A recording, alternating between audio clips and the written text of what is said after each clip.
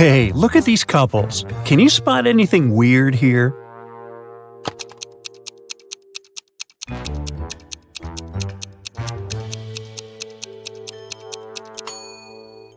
Seems like the only real wife is the one on the right.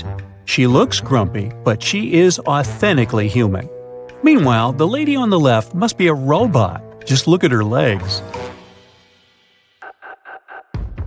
A local bank's money was stolen right in the middle of the day. But no one noticed that. Several days later, the room where the money used to be stored was found completely empty. There was just one note saying 7718. The police arrested 3 suspects, Bill, Jeff, and Cody, but the officers didn't know which of them was guilty. They invited a famous detective to crack the mysterious case, and the detective managed to decipher the note immediately. Can you do it too?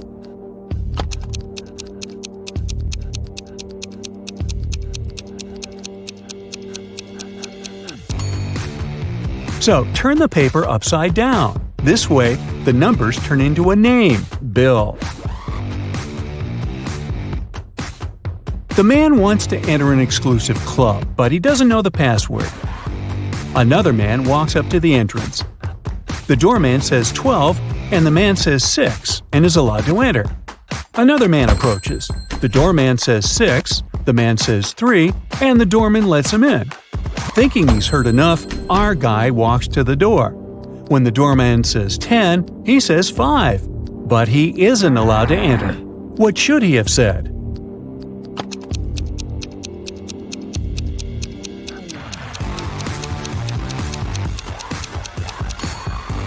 Three. The correct answer is the number of letters in the word the doorman says.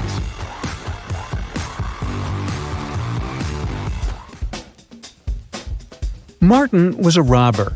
One day he was trying to escape from the police after robbing a bank.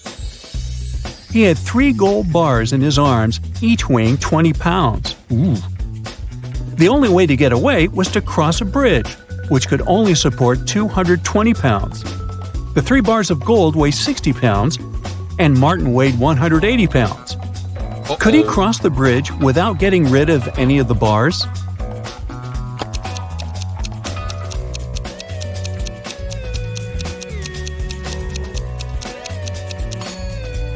Now, Martin can't leave a bar of gold and come pick it up later, so the only solution is to make those bars fly.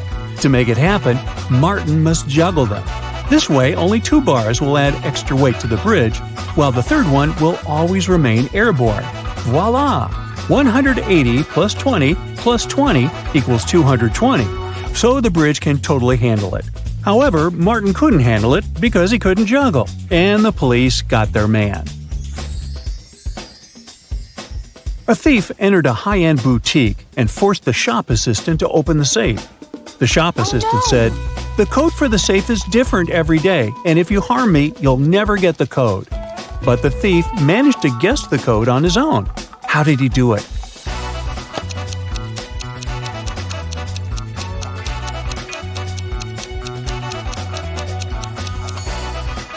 The thief was smart. The code to the safe was the word different, just as the shop assistant said. A wealthy businessman, Mr. Ben Swift, was taken away and locked up in a dark room. His phone had almost no charge. He could only send one message. He knew that someone could be spying on his phone, so he decided to send a message with a code to a high school friend, John Smith, who had a detective agency.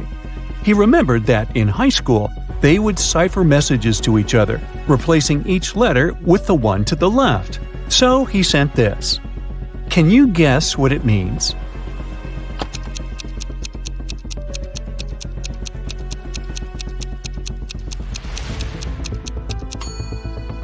It's not gibberish. Once you decipher it, the message reads accountant, so it seems his accountant is to blame.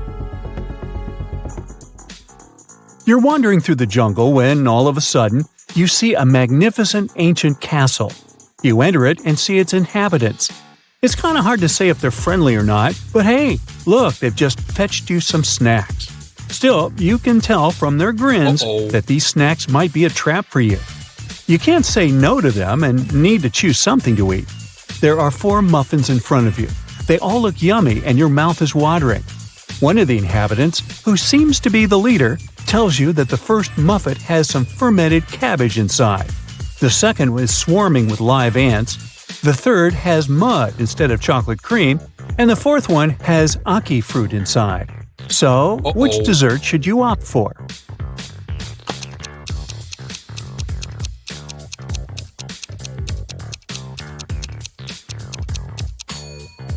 A muffin with fermented cabbage may sound weird, but it's safe to eat. You've tried fermented cabbage, aka kimchi, before and you loved it. For those who love unusual stuff, the fourth muffin is okay too. Ackee fruit is delicious when cooked properly. As for the ants and mud muffins, I'd pass. Lucy is a nail technician. Her services are free to anyone who wants to set up an appointment. However, most people still end up paying her. How so?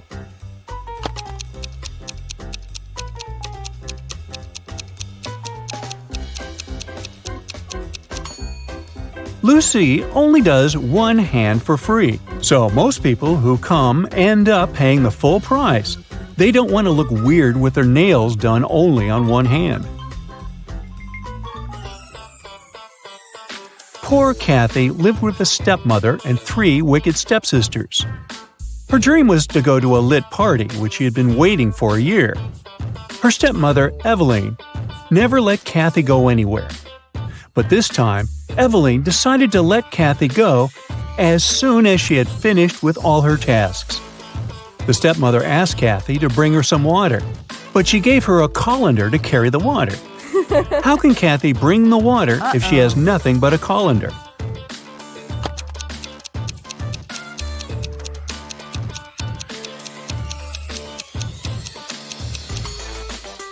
Kathy needs to freeze some water and put it in the colander.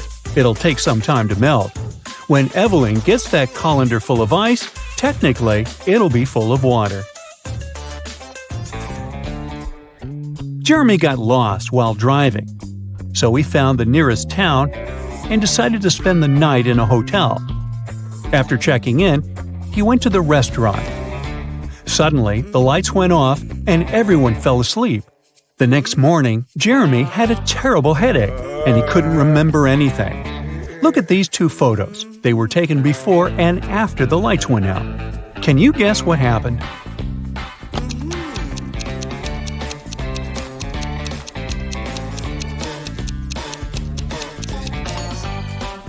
Look, there are some balloons in the first photo, but none in the second one. They must have been filled with sleeping gas. Someone wanted everyone to sleep. Jenny went grocery shopping and bought a lot of milk, yogurt, meat, and cheese. When she came back home, she realized that she had nowhere to store all these products as her fridge was already full. How can she save all the food she bought?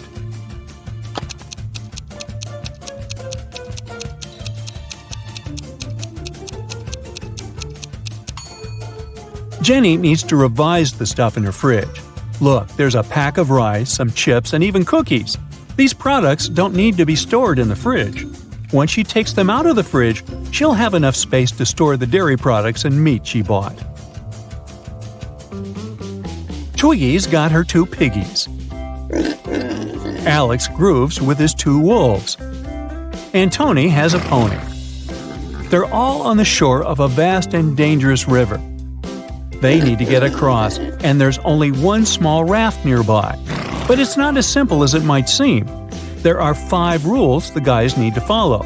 Rule number 1, the raft can only carry 2 of them. Number 2, only humans can row. Number 3, the piggies can't ride with Alex unless Twiggy is around. Number 4, the wolves can't ride with Twiggy without Alex. And finally, number 5, the pony can only ride with Tony. How can they all get across?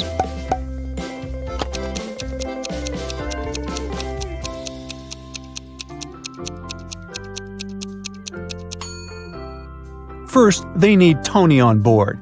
He needs to take one of the wolves across the river. The rules don't prohibit it. When he comes back, Alex takes the second wolf across the river. Then Alex goes back alone. Twiggy joins him and they go to the other bank, where Twiggy leaves Alex and goes back alone. She gives the raft to Tony and his pony and they go to the other bank. When they reach it, Alex takes the raft and goes back to pick up Twiggy. He picks her up, they go back, and Twiggy leaves Alex there. After that, she goes back to pick up her pigs one by one. Finally, I thought this was never going to end. Hey.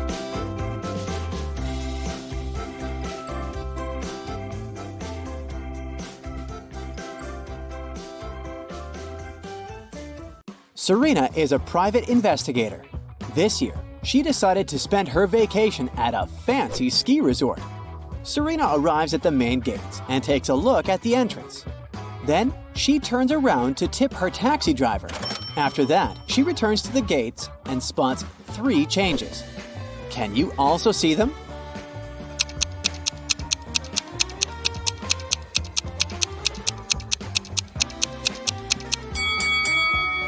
Here they are. Serena enters the hotel. 3 porters offer to carry her bags, but one of them cannot help Serena with her luggage. Can you guess who and why?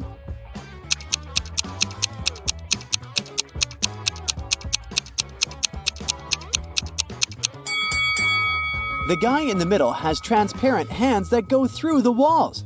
He's a ghost, so it's unlikely he'll be able to carry Serena's physical baggage. Serena approaches the reception desk. She's checking in along with 3 other people. Hello. Serena takes a look at her passports and immediately spots the fake one. What about you?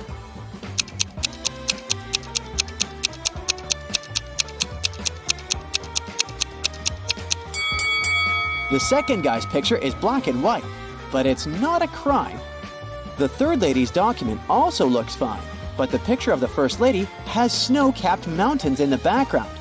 No matter what country she's from, the background in the passport photo should be plain, so this ID is fake. Yeah. Finally, Serena receives a keycard for her room. She goes there right away, but unfortunately, the door doesn't open. Serena returns to the reception to complain. She sees another lady complaining about the very same thing. Can you guess what's going on here?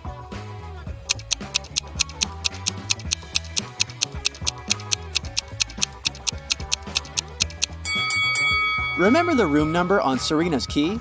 It's 981. If we turn this number upside down, we'll get 186. The manager confused these 2 keys.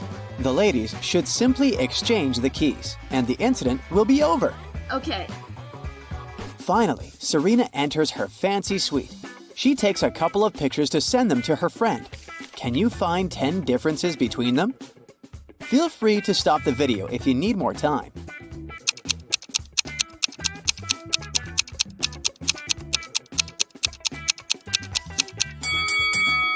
Are you ready to see the answers? Here are all 10 differences. Serena unpacks her bags to go skiing. Oh no, she forgot her hat at home. Serena goes to the local winter sports store to purchase a new hat. Which items don't belong here?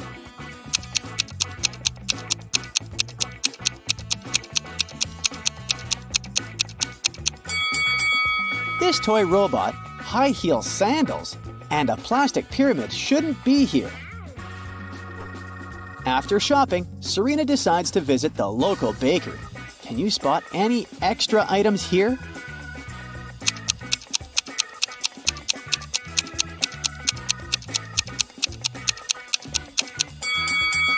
This can of pet food and a dog bowl doesn't belong here, as well as this cat tree. Finally, Serena is in her ski suit. She's riding in a cable car to the top of the mountain with other resort guests. Can you spot the one who hasn't paid for the lift?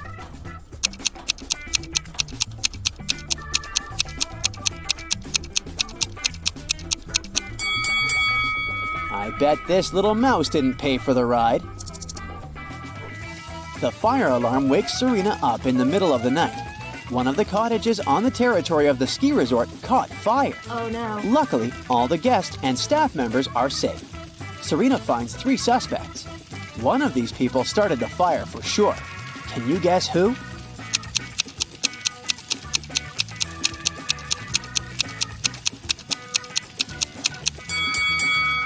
It's the guy in the bathrobe. He's hiding a bottle of fire starter liquid in his pocket. Oh my god. In the morning, Serena goes to the breakfast buffet. There are 4 croissants on the tray. One of them is made of plastic. Oh. Can you spot which one?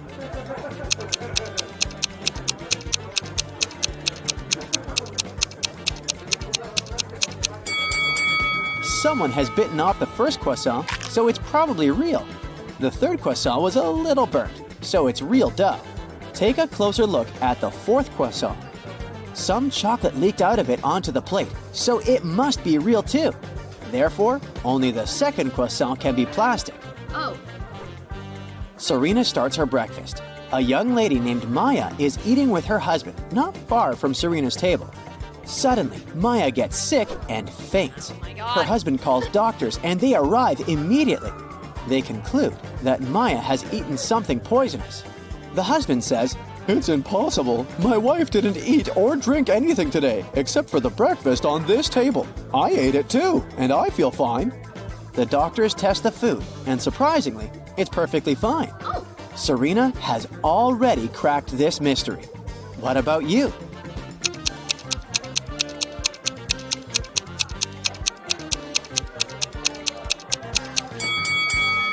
The poison was in Maya's lip balm. Serena suspects that Maya's husband poisoned her, so she decides to follow him to find some evidence. He enters his hotel room for a moment and then leaves. Serena sneaks into the room. She finds nothing suspicious except a hotel notebook. Someone tore out exactly 1 page from it. Fortunately, the writer pressed the pen very hard and left traces on the next page.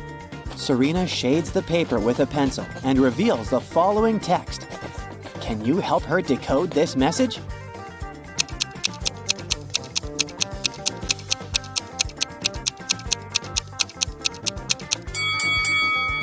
If we read this text backwards, we'll get Maya is in the hospital. Finish the job. Oh my god. Serena rushes to the hospital to get ahead of the criminal. She enters Maya's room and faces 4 clowns. One of them is the criminal, and the rest are just actors who perform all over the hospital to uplift the patients. Can you spot the impostor?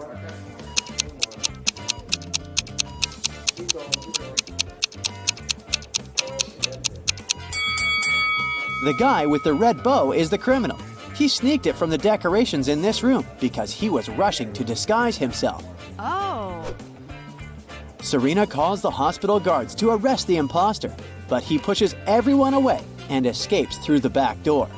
Serena follows him and ends up in the parking lot. The criminal is hiding in one of these cars. Come to me. Can you find him?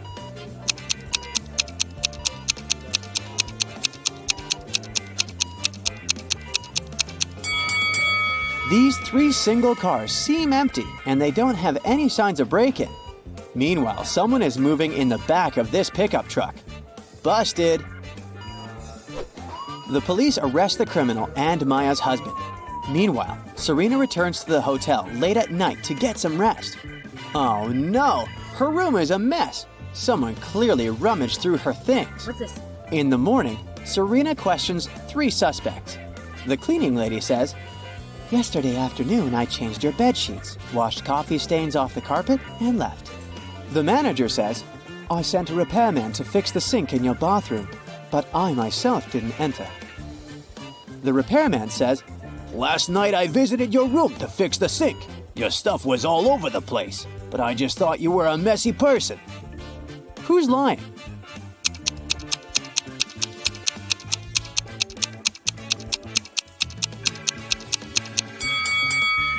The cleaning lady. She said she had removed the coffee stains from the carpet, but they're still here. Serena lands on a chair in the hotel lounge to sign a stack of postcards for her friends. Suddenly, she smells hot chocolate from the cafeteria. She goes there to order a cup for herself. In a couple of minutes, Serena returns to her chair. Oh no! The postcards are gone. She questions 3 people nearby. Mike says, I was reading a book all the time, so I didn't look around. Richard says, I was taking pictures of my girlfriend Stella. You can take a look if you don't believe me. And Stella says, Richard is telling the truth. I was posing for the camera. Why would I pay attention to your stuff? After hearing their stories, Serena knows for sure who's guilty. What about you?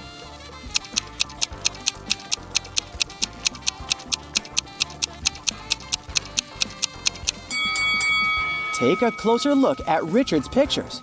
Stella is in front of a fireplace. If we zoom in, we'll see the postcards in the fire. These liars use them to make the flame burn brighter and look better in the pictures. What? Richard apologizes and buys a new stack of postcards for Serena. She grabs one of them and writes the following rebus on it. Can you crack the meaning of this message?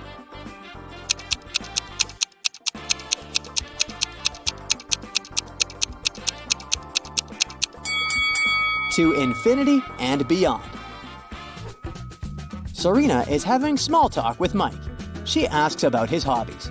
Instead of answering, Mike draws the following rebus. Can you crack it?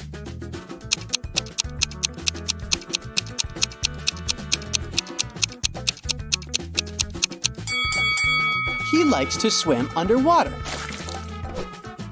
Serena says, I see you like puzzles.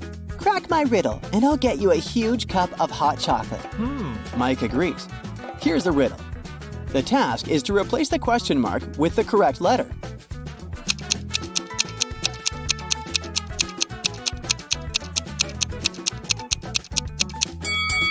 The letters imply the last letter of the sum of these numbers. 3 times 6 is 18, so the answer is N. 3 times 7 is 21, so the answer is E. And so on. 3 times 0 is 0. That's why we should replace the question mark with 0. Kyle wakes up and finds himself in a mysterious hospital. He's trying to open the door, but it's locked. Suddenly, a creepy voice announces, Hello there, I'm Dr. Hart. Clever name. I hid a bunch of riddles all over this hospital. You must solve them all to escape. First of all, Kyle needs to crack a 5-digit passcode to open the door. Can you help him?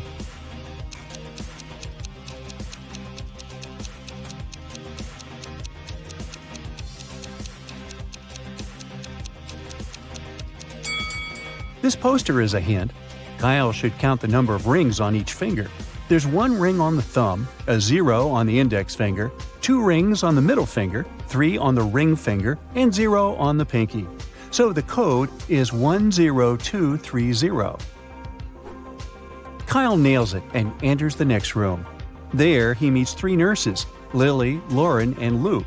They were born to the same mother on the same day at the same time in the same month and year. Yet, they're not triplets. To go further, Kyle needs to figure out how this is possible.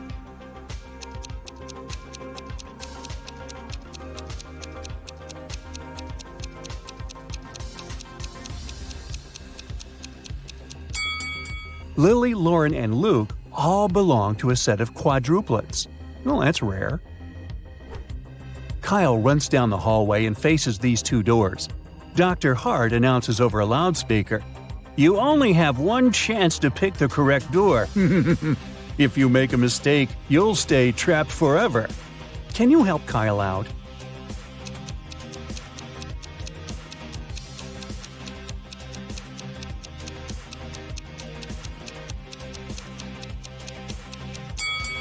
These weird letters on the doors are hints.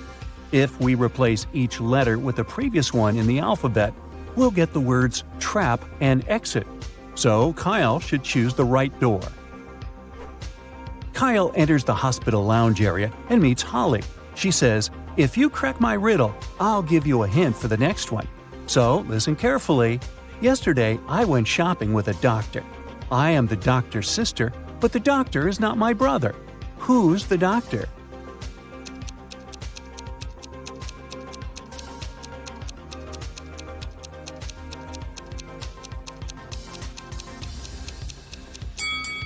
The doctor is Holly's sister. Kyle cracks Holly's riddle and gets this hint from her. Can you help him crack this rebus?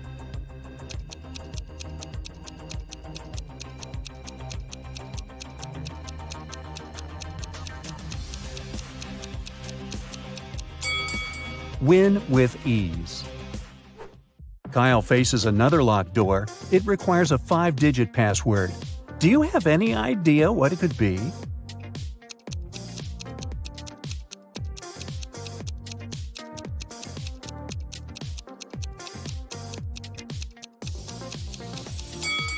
Holly mentioned that she would give Kyle a hint.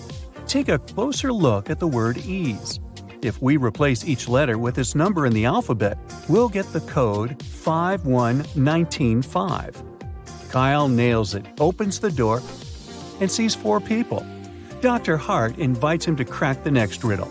The lady's name is Bonnie, and these 3 guys are her husband, brother, and her son. Can you guess who is who?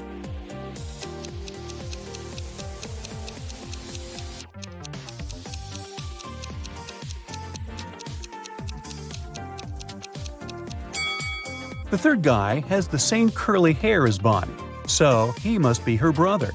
The first guy has a heart tattoo with the letter B on his chest. This is her husband. And the second guy is Bonnie's son. Kyle is doing good, so he's allowed to enter the hospital's cafeteria and have a snack. But first, Dr. Hart asks him to find out something. Are there more tomatoes or apples in this room?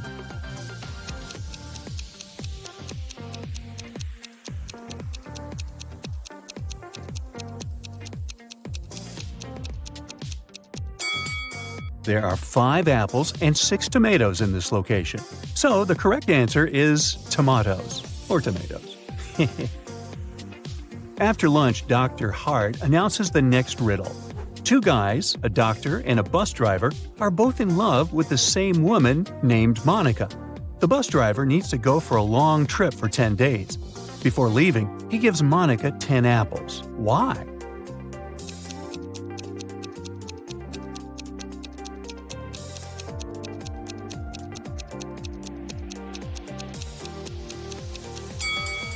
Well, as the saying goes, an apple a day keeps the doctor away. Kyle enters a creepy lab. His task is to take a look at these 2 X-rays and figure out who's not from this planet.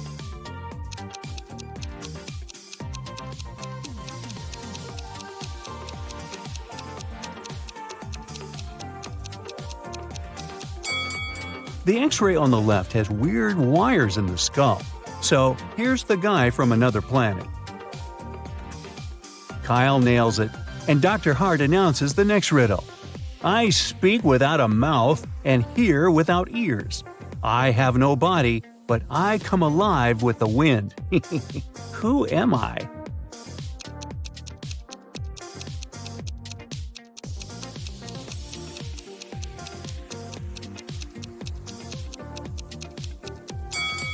I'm an echo. Kyle enters the next room and meets Fiona. She has to take 2 kinds of pills on a daily basis. Let's call them A and B. Fiona must take exactly 1 A pill and exactly 1 B pill per day, otherwise she'll faint.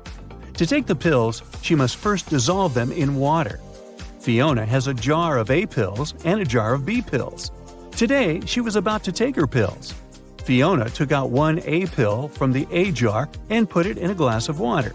Then she accidentally took out 2 B pills from the B jar and put them in the water too. Now she's having a glass of water with 3 dissolved pills, 1 A pill and 2 B pills.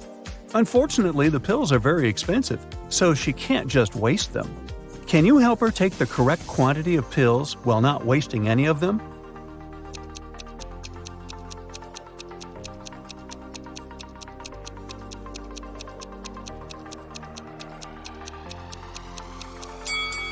Fiona should add 1 more A pill to the glass and let it dissolve. Then she should just take half the water today and the other half tomorrow. Kyle helps Fiona, and she shows him the way to the hospital lobby. There, Kyle meets 3 ladies and a guy. Dr. Hart announces, "This guy's girlfriend has the key to open the next door." Can you help Kyle figure out which one of these ladies has the key?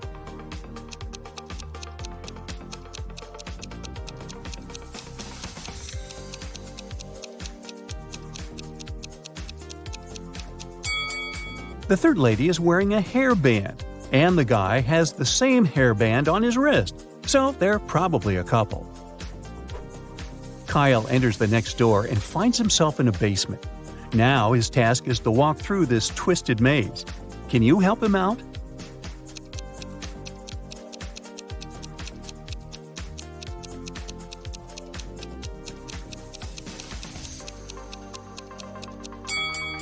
Here's the only way out. Kyle manages to escape the maze and comes across 3 doors. He needs to walk through one of them. There's a storage for toxic incense behind the first door. When burned, this incense makes a person faint and sleep for 2 days. A huge mutant rat is crawling around the second room. This rat is the size of a cow and has 2 rows of teeth. And there's a hungry guard dog behind the third door. Can you help Kyle choose the best way out?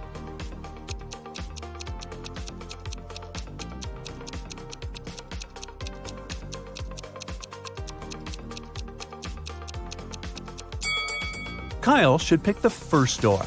As long as the incense is in the package, it's not dangerous. Kyle enters a ward and sees 2 nurses, Stella and Bella. Both nurses have identical lunches: ham sandwiches, apples, and black coffee. Suddenly, Bella gets sick and faints, but Stella feels great. Later that day, they figure out that Bella was poisoned. They check the food too. It's perfectly fine. Can you help Kyle resolve this mystery?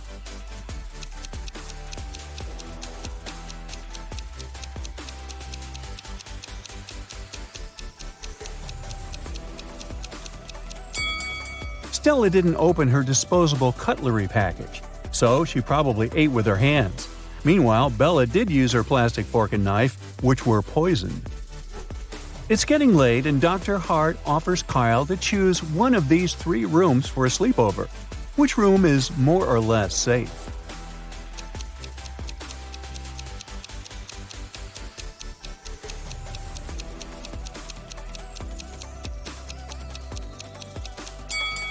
There's a ghost on a chair in the first room. There's a creepy phantom in the mirror in the second room. So Kyle should stay in the third room. After a while, Kyle wakes up in the room and sees Dr. Hart drawing some sort of a flower on the wall. He says, "2 letters are missing here. Guess which ones, and I'll set you free. If you don't, you'll stay here forever." Can you help Kyle out?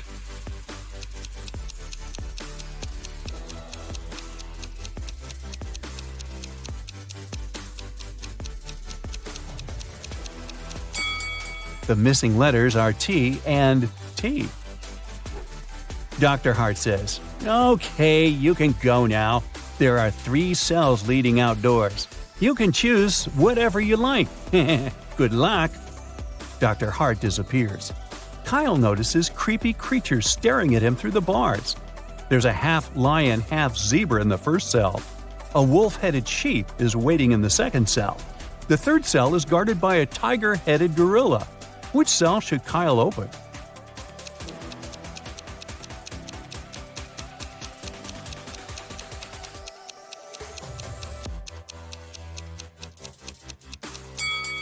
The first one.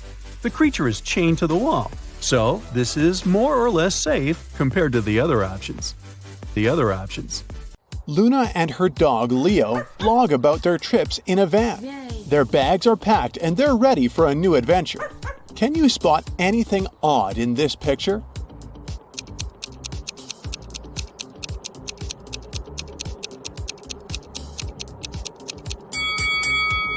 This van has 1 extra wheel. Oh. Luna fixes her vehicle and they hit the road. Their first destination is the local waterfall, which is a favorite tourist spot. But unfortunately, the map is pretty twisted.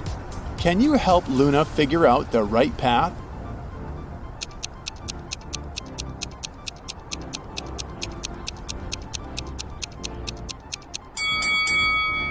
They should go this way.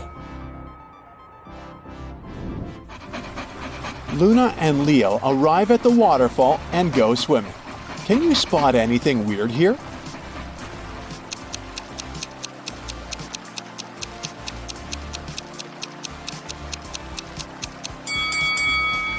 Take a look at this rock.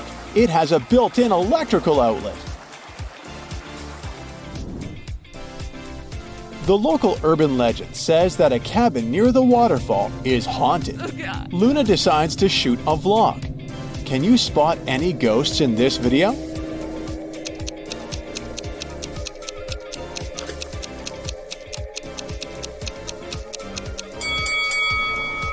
The apple is moving on its own.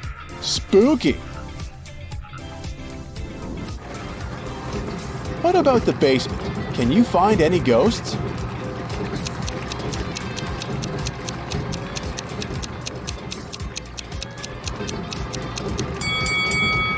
Hello!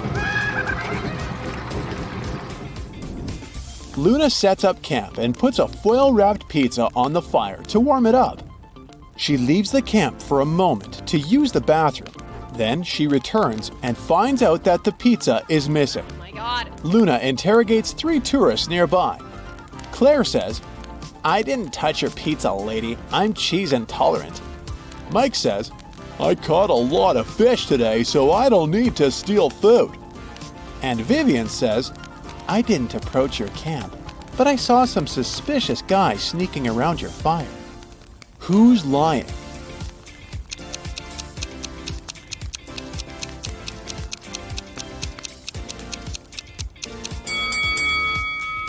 Take a look at the footprints left around the camp. These clearly belong to Leo, and these ones to Luna. But there's another pair of human boot prints identical to those that Vivian left on her own camp. Busted! Oh. In the evening, Luna parks her van in a desert. She takes out her telescope to observe the stars. Can you find the correct shadow?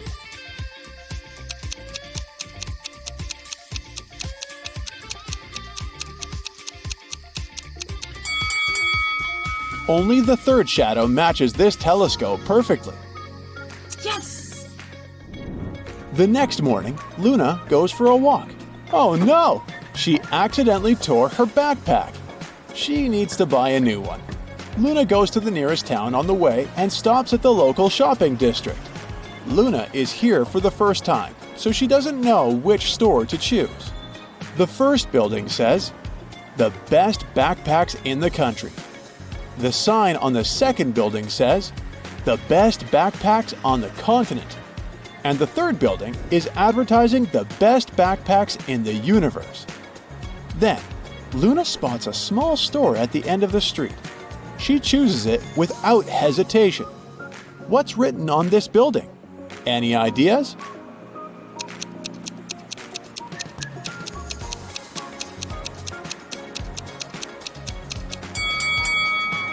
The best backpacks on this street. After shopping, Luna parks her van on a beach. She sees a group of friends hanging out on the shore. But it's not that simple. One of these guys is a werewolf. Can you guess who?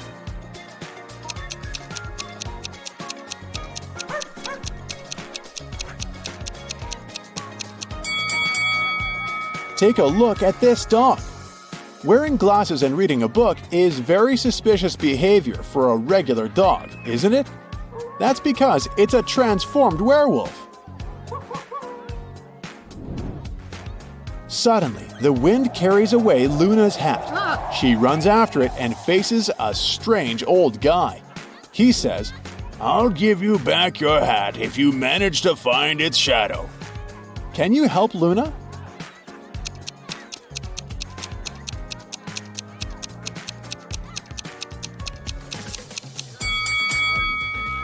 The fourth shadow is the correct one. Yes! Luna and Leo go to the beach cafe. Luna takes a look at the customers and spots a married person right away. Oh. What about you?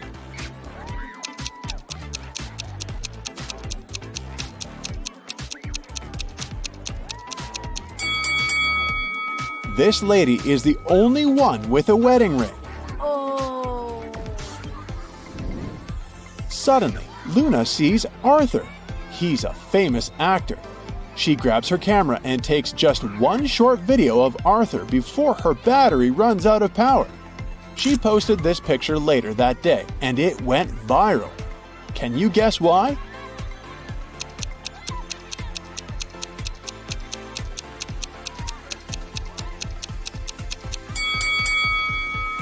Arthur is sneaking a golden bracelet from the arm of the local waitress. This picture is so exclusive because it shows a celebrity committing a crime. Oh no! Our next stop is the yoga festival. Luna puts on an entrance bracelet in the lobby and enters the space. After a while, she meets these three people. Hello. Each claims to be a yoga teacher. Only one of them is telling the truth. Ah. Can you spot the imposters?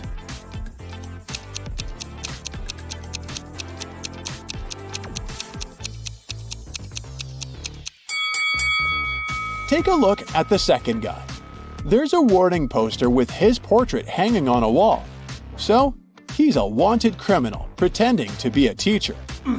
The first guy doesn't wear an entrance bracelet, so he probably entered the event illegally. Therefore, the first and the second guys are imposters, and the third lady is a real yoga teacher. Okay. Luna fastens Leo's leash to the fence and goes to the bathroom. After that, she returns to pick him up, but Leo is gone. What? Someone unfastened the collar and allowed him to escape. Luna questions three people standing nearby. Mia says, "I heard your dog barking while I was at the massage parlor. It annoyed me so much that I put on my headphones." Jake says, "I was walking my own dog and I think I saw your Leo running down that hill." And Leah says, "Oh, I would never do something so mean. It's against my principles." Who's lying?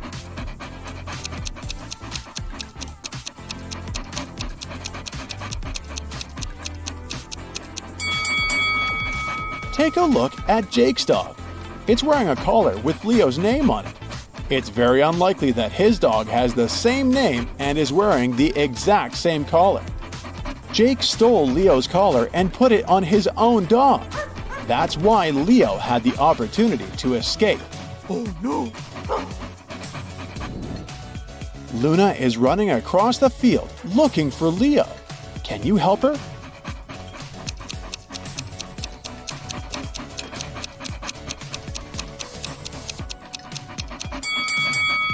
Take a look at this bush. This tail looks familiar. Luna finds Leo. It's getting dark, so the guys hit the road. Suddenly, Luna spots three hitchhikers at a gas station. Only one of them is safe to travel with. Can you guess who?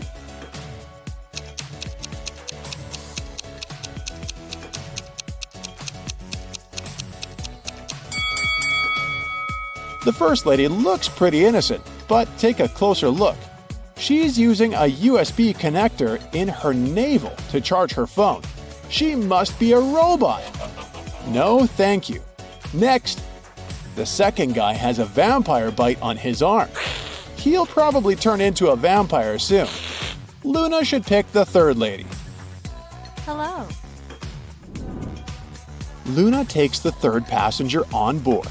Her name is Amy, and she's a travel blogger too. She tells about a secret abandoned town 10 minutes away from their current location. They decide to go investigate this spot together. Can you find anything odd in this area?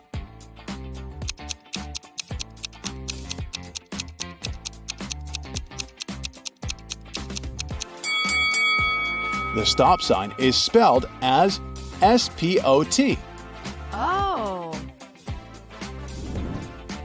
Leo gets lost again.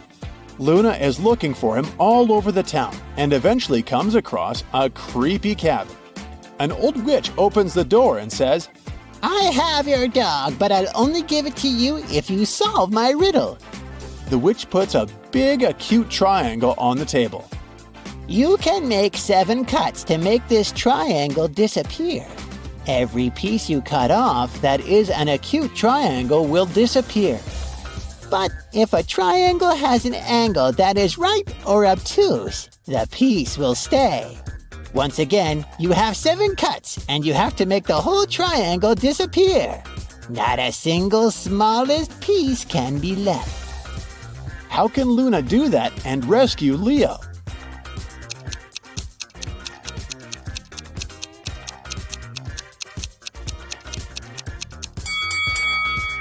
Whenever you make a cut, it will either produce 2 right angles of an acute and obtuse angle. Luna seems to be doomed, but then she looks at the pizza the witch hasn't finished. When you cut it into more than 4 pieces, all angles are acute. Although we're dealing with a triangle, the principle is the same. Luna can first make a pentagon out of this initial triangle by making 2 cuts. Then, just cut the pentagon into 5 pieces, using the 5 remaining cuts. Yay! It's time for a new adventure! Luna and Leo take these 2 pictures before leaving the haunted town for good. Can you spot 5 differences between these photos?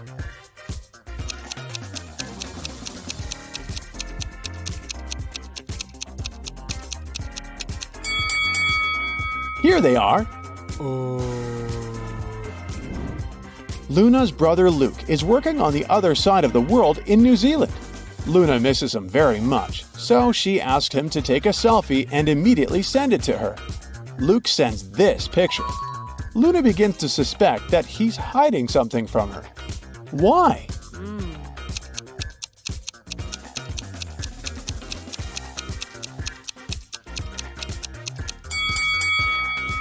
The time on her phone is 9 p.m., and the time on the clock behind Luke is the same. It's impossible. They're in different time zones, remember? Jenna and Hannah are best friends. They've been dating their boyfriends for over 3 years. They often get together and daydream what their perfect proposals would look like. One day, something almost magical happened. While Jenna's boyfriend proposed to her during a romantic dinner, Hannah's boyfriend proposed on their weekend away. Take a look at both of these pictures. Can you tell which proposal is fake?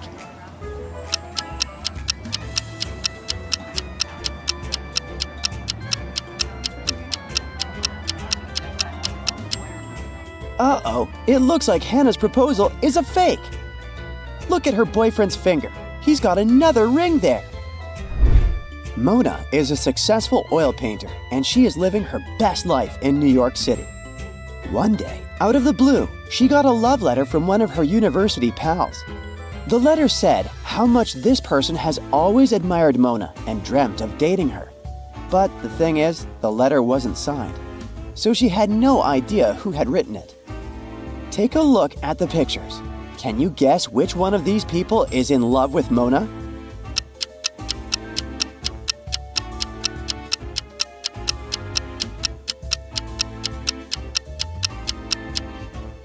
Let's see. Ben, her college roommate, is probably dating someone since he's wearing half a heart-shaped necklace. Rob, her best friend, is scrolling through a dating app, so it's probably not him as well. It was the last guy, John. He sat behind her in most of their classes together, and if you look closely, his hands are dirty with green ink. The same ink that he wrote the letter with. Good eye, Sherlock. You've been single for a few years now, and your best friend decided to introduce you to someone. It turns out that her boyfriend's best friend recently became single. So she thought it would be a good idea for you all to go on a double date. She sent you the time and place, and you showed up looking gorgeous. Take a look at the restaurant.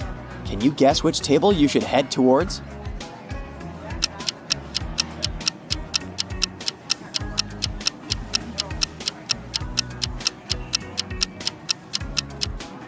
Well, there's a guy sitting alone on a table for 2, so it's probably not him. And then there are 2 guys sitting at a table for 4. And look, one of the guys is holding a woman's purse. Your BFF probably just went to the toilet and he's holding her bag. That's your table. Jake, Caleb, and Tom are getting ready to leave their houses. Take a look at the image. Can you figure out which one of them is going out on a date?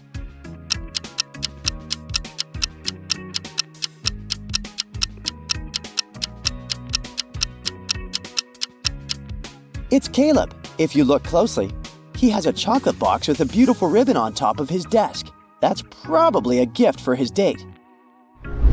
The 14th of February arrived and Valentine's Day frenzy is all over the place.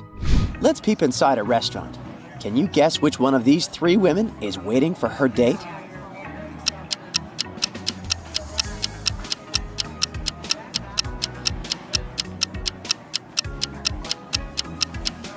The woman at the first table is probably waiting for her friend to come back from the bathroom since there's a purse across from her on the table.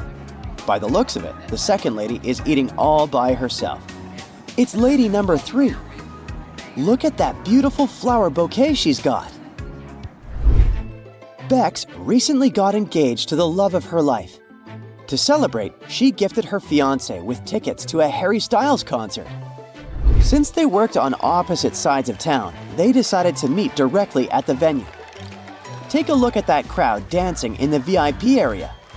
Can you figure out who Bex's fiancé is?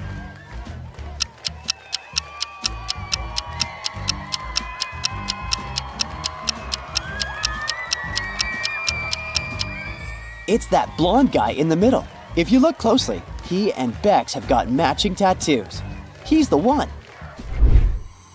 At Jen's high school, during Valentine's Day, students tend to send secret love messages to one another. It's the one time of year when people declare their feelings to one another, but they do it anonymously. This year, Jen got a beautiful love message and she really needed to figure out who had sent it to her. She had 3 people in mind and decided to investigate who could have done it. Brian, her lab partner, had spent the morning doing an important physics presentation. Dylan, Jen's best friend, said he had spent the morning training for his team's soccer match at the end of the week. And Bobby, her longtime crush, said he had arrived late in school that day. Take a look at the image. Can you figure out who sent Jen the love note?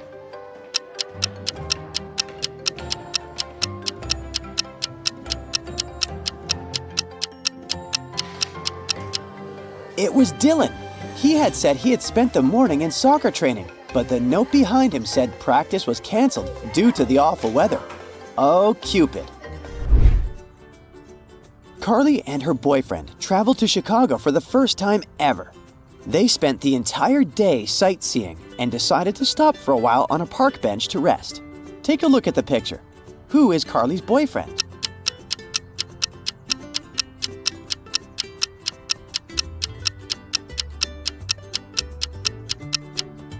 It's the guy on the left. He's wearing the same t-shirt she's wearing. Donna moved to Los Angeles to start a degree in filmmaking. It's her first day around the university campus and she is beyond excited. Her boyfriend and a new friend met up with her for some smoothies. Take a look at this picture. Can you guess which one of them is her boyfriend?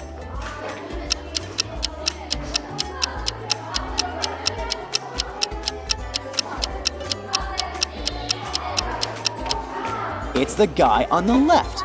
They're both wearing a similar yellow badge, and it says, "I love you" in it. Good eye. Sean is a world-famous pop singer. He rarely uses his social media accounts, but he decided to do a live stream of his new album, out of the blue. His fans went crazy and started looking for Easter eggs about his personal life all over the place. Take a look at the photo. Can you tell if Sean is single or dating?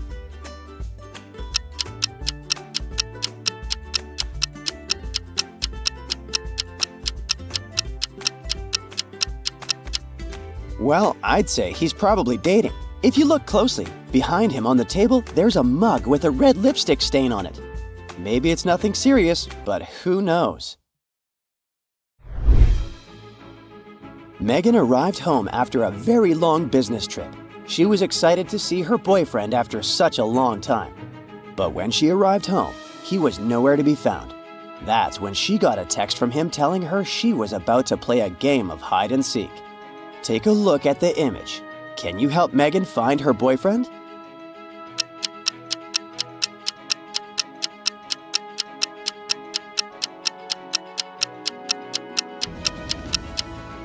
What's that over there, beneath the yellow curtains? Those are definitely her boyfriend's feet. Way to go, you! Selena and Tim have been dating for ages, but Selena is always complaining that their relationship has lost its spark. One day, Tim decided to surprise her and arrived earlier from work at their place. He heard some strange noises coming from the bathroom and went to see what was going on. Before he could open the bathroom door, Selena came out and gave him a hug. He took her arms off him and said they were over. Take a look at the picture. Can you guess why Tim said that?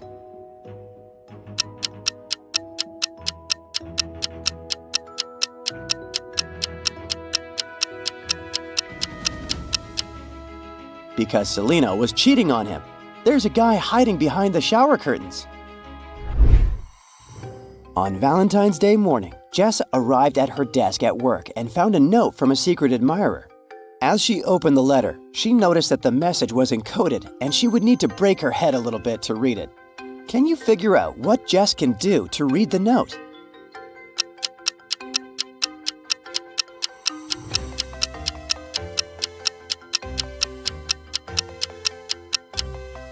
Let's see. Each group of words has 5 letters in them, and there are 5 groups of words. So if we organize them in a 5x5 table and read them vertically, you'll be able to figure out what was written in the note. Apparently, Colton wants to go out with Jess. Yay! There are Mary and Emily. They're both very attractive ladies who always seem to be dating. This Valentine's Day, one of them has got 2 dates lined up, back to back. Just by looking at this image, can you tell which one it is?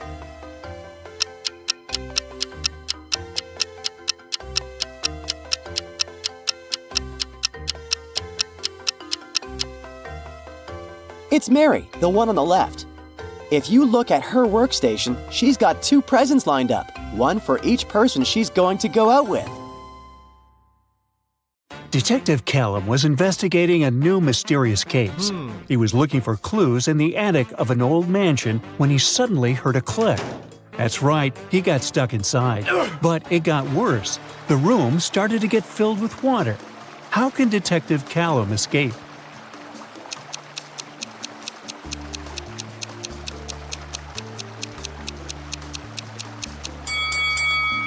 Do you see the ball? It floats in the water, so the detective should just hold on to it. And when the water level gets high enough to reach that window in the ceiling, he'll just need to open it and escape. Now, you will turn into a detective yourself. I'll show you some pictures, and you'll need to find some proof to confirm certain facts. For example, this. Haley lives in college and rents an apartment. One day, her mother comes to visit. She has suspicions that Haley lives with a boyfriend. Look at her apartment attentively. Can you figure out if she lives alone or with someone?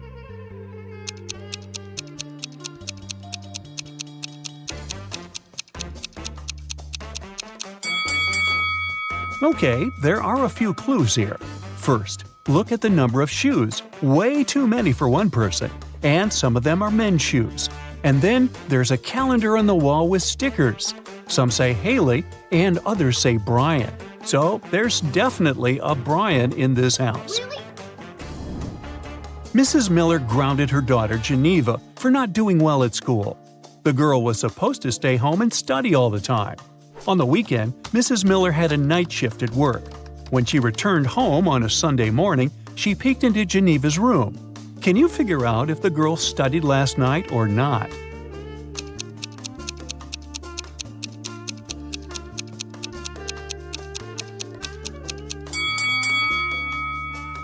There's a bowl with popcorn leftovers on the floor and 4 glasses. She definitely had some friends over. Jennifer rented out her guest house. and she specifically mentioned that pets weren't allowed to stay there. Still, she regularly heard some barking at night and started to suspect that her tenant had gotten a dog. One day she went to check the guest house. Do you think a dog lives here?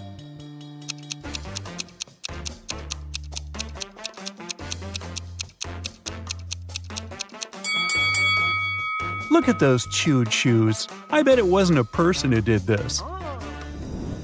Ben sells milk. He has a big pot full of milk, and he wants to make sure that he can send any amount of gallons of milk a customer would want. He can only buy 4 jars of different capacities.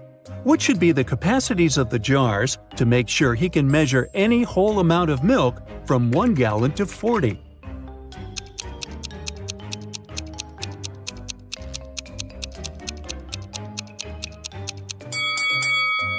Where there should be 1 jar of 1 gallon capacity, so we get this one. Now, if someone wants to get 2 gallons, we don't need to have a 2-gallon jar. We can have a 3-gallon jar, fill it in, and pour 1 gallon into a 1-gallon jar. The rest will be 2 gallons. Now, the customer who wants 3 gallons is covered too. 4 gallons will easily be measured by those 2 jars. To get 5 gallons, we can buy a 9-gallon jar, pour out 3 gallons, and then 1 more. Everything from 6 to 13 gallons is covered by these 3 jars too. Now, we need 14 gallons. So, we can have a jar of 14 gallons plus 13 gallons, which is a 27-gallon jar. We get 14 by filling the 27-gallon jar to the brim and then filling the 9-gallon, 3-gallon, and 1-gallon jars. Using different combinations, any amount from 15 to 40 will be covered too. Oh, phew, that was tough. Let's take a break and solve something easier. All you need to do is think outside the box. Here's a sequence of numbers. Take a look. The question is, what comes next? It's not as difficult as it might seem.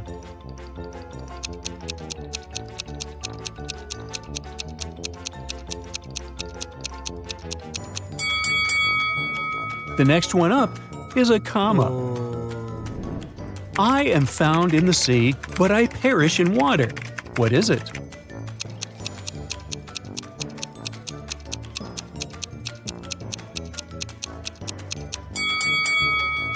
It's salt. 3 men, Jack, John, and James, were on a boat trip. The boat flipped over, but only 2 men got their hair wet. How is it possible?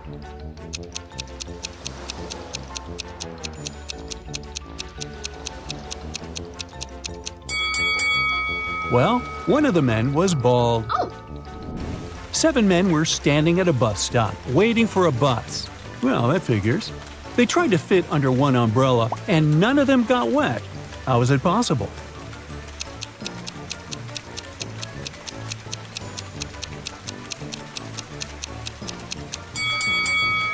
Well, it simply wasn't raining. Now, how about some matchstick puzzles? Here's the first one. Move 1 matchstick to make it correct.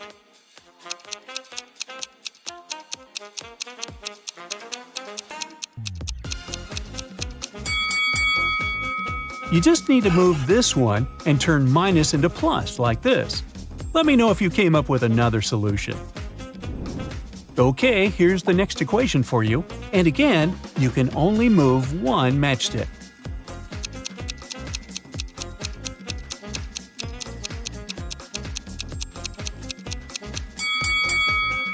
The solution is similar. We turn 8 into 6 and minus into plus. Did you get it right?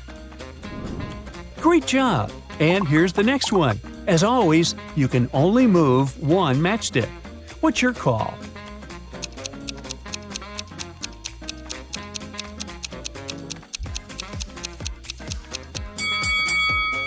Now we should turn plus into minus, just like this. Okay, 2 more of these. Ready? This one is easy. Can you get it right?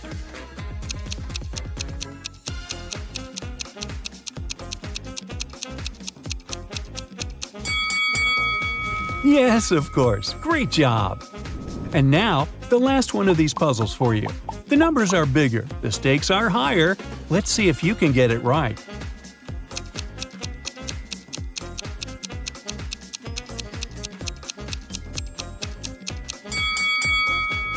Okay, this is the solution. Did you get it right? Moving on. Esme was having her casual walk in the forest. She always got lost in that forest, and it happened yet again. But luckily, she found the house of the witch, who was already her good acquaintance. Esme asked the witch to take her home, but the witch wouldn't let her go without a task. "I want to play chess with you, but it won't be just a regular chess game. We will have superpowers. One of us will get the mind-reading ability, and the other will get the ability to see the future. Oh my god. You can choose your superpower first." Which superpower should Esme choose if she wants to have the best chances?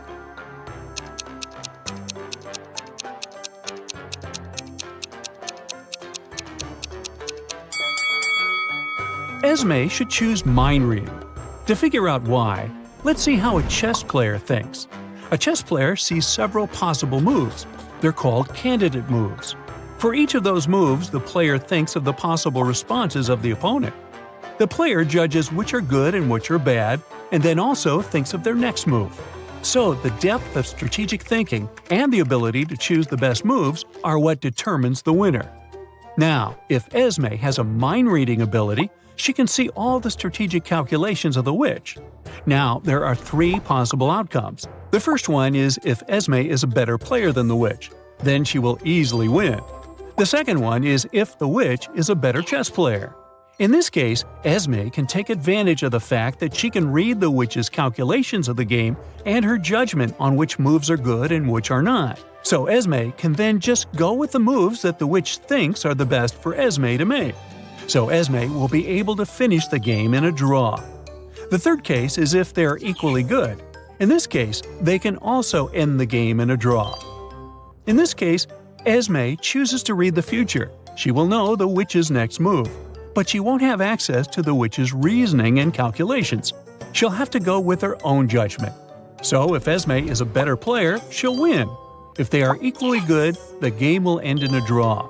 But if the witch is a better player, then the witch will win. So choosing the mind-reading ability is a safer bet. Let me know if you have another solution. See you later!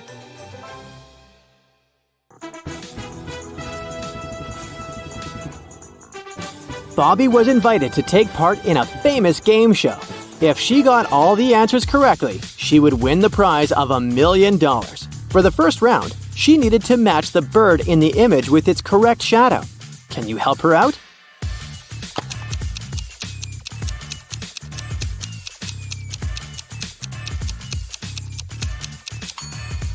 Yep, it's the fifth shadow. That's the correct one. For the second round, she needed to solve this rebus puzzle. Take a look at the image. Can you help Bobby figure out the next two letters?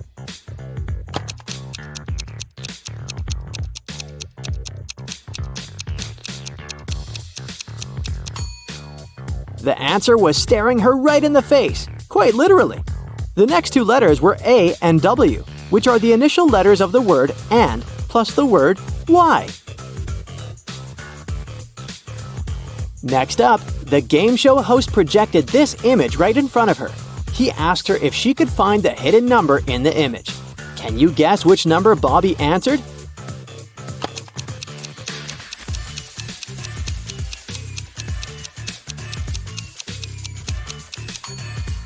Number 2. It was hidden right there in the middle. Since Bobby was getting everything right, the game show presenter decided to make the riddles more difficult. He asked her how many circles were in this image. Can you help her out here?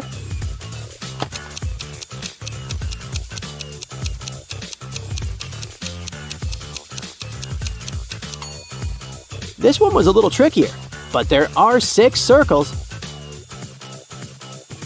Bobby was getting closer to the final round, so the host decided to make her life a bit more difficult. He picked a riddle that 90% of the people failed to know the answer to. Take a look at this image. The host asked Bobby to cut the main object in the image into 4 equal parts. How could Bobby do that?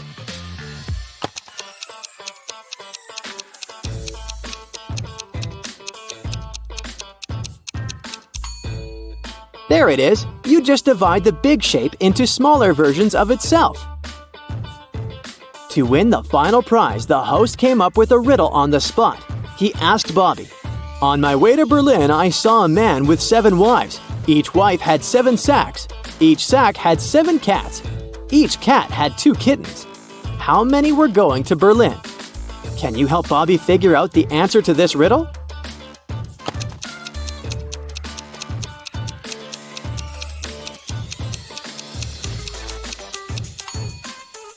Well, only one person was going to Berlin, the person who saw the whole thing. Way to go, Bobby. You just won $1 million. Dan opened a time portal and set free a group of mutant ants inside his lab. The 4 humans left in the lab needed to escape before the ants caught up. To do so, they needed to cross an old rope bridge hanging on top of a massive gorge. By Dan's calculations, the ants would catch up with the lab team in 17 minutes. They needed to get everyone across the bridge before that. Dan was the fastest one in the group. He could cross the bridge in 1 minute. The lab assistant, Becky, could cross it in 2, but the janitor and the professor were slower. The first needed 5 minutes and the second needed 10. How could they arrive at the other side safely, knowing that the bridge could only hold 2 people at a time and each group needed to carry the sole lantern left to illuminate the way?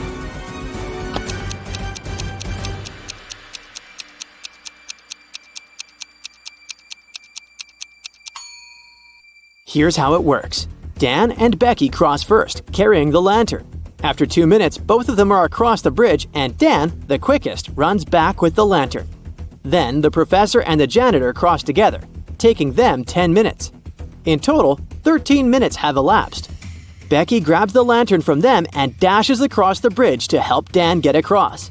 With 2 minutes left on the clock, Dan and Becky arrive safely on the other side, just in time to cut the rope and save their lives. Alice had an epic fight with her best friend, Jen. They were supposed to go hiking together, but after the fight, Alice decided to go alone. After a long walk, she found a place to settle down for the night. She made all the provisions to have a safe camping night, but the next morning when she woke up, she saw that her food bag was empty. Someone had stolen all the food inside and only left the bag. Take a look at the image. Can you find out who the culprit was?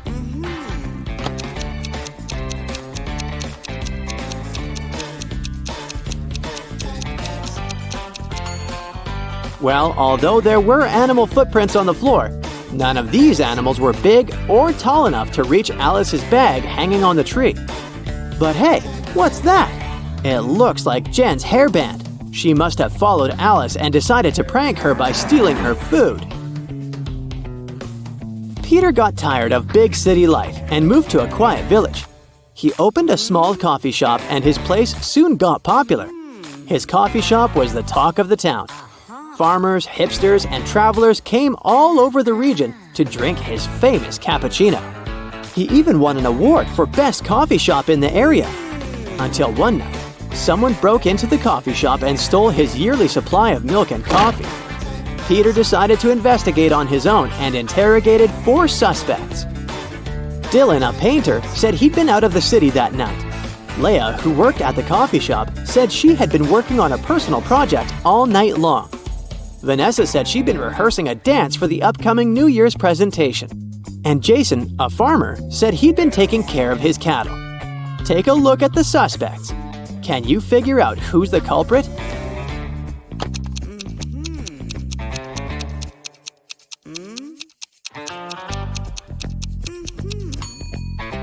They sure didn't have the best alibis, but the culprit is definitely Vanessa. She said she was rehearsing for a New Year's show. But take a look at these flowers. It's clearly spring. For a school challenge, 100 students received a number between 1 and 100. Each student was instructed to go inside a classroom that had exactly 100 boxes, randomly numbered between 1 and 100. Inside each box there was a slip of paper, also containing a random number between 1 and 100. Now, each student needed to enter the classroom on their own and find the box that contained the slip of paper with the student's number on it. But to do so, the student was only allowed to open a maximum of 50 boxes. They were instructed to leave the room exactly as they found it, and they weren't allowed to communicate with any other students once they'd left the room. If all the students were able to find their numbers in the slips of papers inside the boxes, they would each win $100. But if even one of them wasn't able to find their number, then none of them would win the prize. Can you figure out what's the best strategy for all the students to find their numbers and win the prize?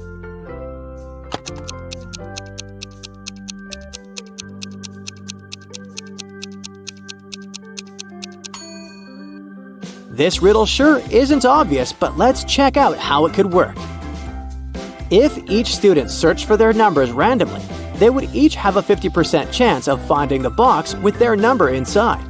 This is so because there were 100 boxes and they were allowed to look inside 50 of them. However, the probability of all of them finding their own number following this random strategy is absurdly small.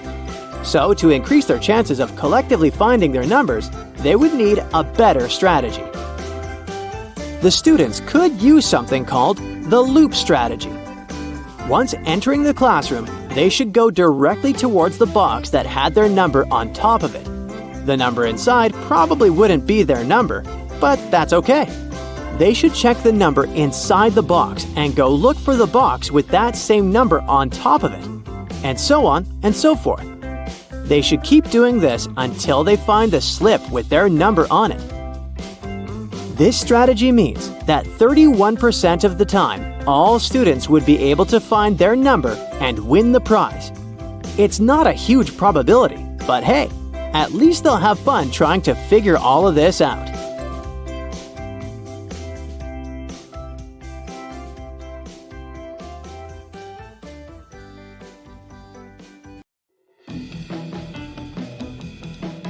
Anna and Barbara are cleaners at a fancy hotel. The hotel manager received a call saying that one of them had stolen precious jewelry from one of the clients. Now, look at the image. Can you figure out who did it?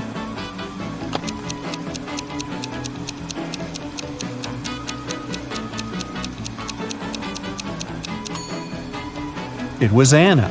If you look closely, there's a shiny diamond inside that cleaning bucket. Uh-oh. Inside a high-security prison, 3 men were eager to escape. The first one was trying to break the cell bars. The second one was working out every day to get strong. The last one was quietly reading a book. One of these prisoners came from the future. Can you tell who?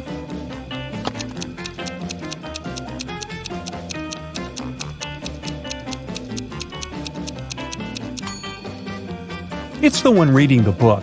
He knows none of the other prisoners are going to make it. By reading books, he might get an answer on how to escape. And even if that doesn't happen, at least reading will help him stay on track until he gets out of there. Ben and Paula were watching a riddle channel at home. They got into a heated discussion about who would survive such a dangerous prank. Take a look at the image. Who do you think has the biggest chance at survival?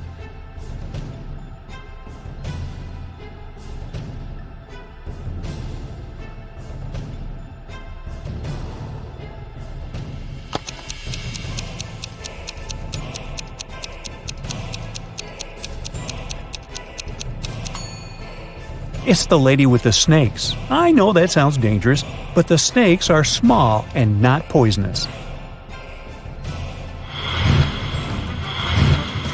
Dan enrolled in a photography class. For his latest assignment, he needed to take a landscape picture and present it to the class.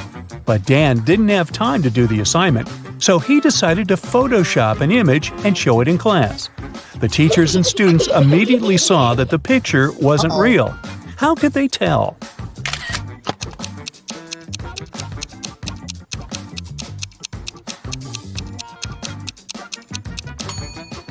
Well, because the image has 2 suns. That's not natural. At least not on planet Earth. Maybe Tatooine. Otto decided to take a chance on online dating.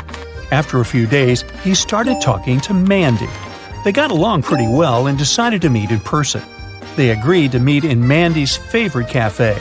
She told Otto that she would be using a couple of red hair clips and it should be easy for him to find her. But as soon as Otto arrived there, 3 women were using red hair clips. They were in fashion apparently. So take a look at the image. Can you help Otto find Mandy?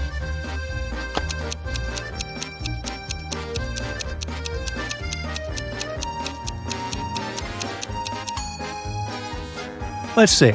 Mandy is the woman at the first table. She's the only one wearing a pair of hair clips. The woman on the left is using 3 clips, and the other is wearing just 1. Betty walked into a cafe and ordered a cappuccino. But the cashier told her it was her lucky day. He would give Betty her cappuccino for free if she managed to answer a riddle correctly. The cashier said there were 2 buckets filled with water all the way to the top. The buckets had equal height, but the temperature of the water inside the first bucket was 25 degrees Celsius, while the second bucket it was 25 degrees Fahrenheit. If a person dropped the coin inside both buckets at the same time, which coin would hit the bottom of the bucket first? Uh-oh. Jenny took a few minutes to answer the riddle, but she got it right. Can you guess what she answered?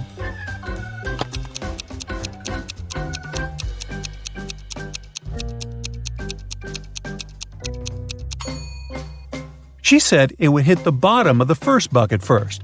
It had to do with the state of the water in each bucket. At 25 degrees Celsius, the water is liquid, while at 25 degrees Fahrenheit, it turns to ice.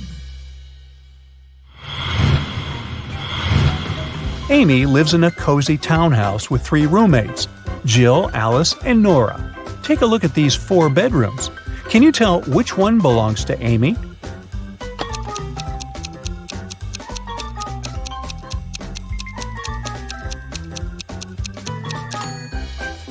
Let's go one by one, eh, Sherlock? In the first room, there's a comb with some green hair stuck to it. Nora's the one with the green hair, so that must be her room. Then, in the room to the right, there's a single red sock under the bed. Take a look at Jill's feet. She's missing that same sock. That must be her room. In the room right under this, there's a yellow jacket hanging on the chair, and Alice is wearing the same colored pants. It looks like the 2 pieces are a suit, right? That leaves the last room, with this huge letter A poster hanging on the wall. That must be Amy's room. Whew, that took some work.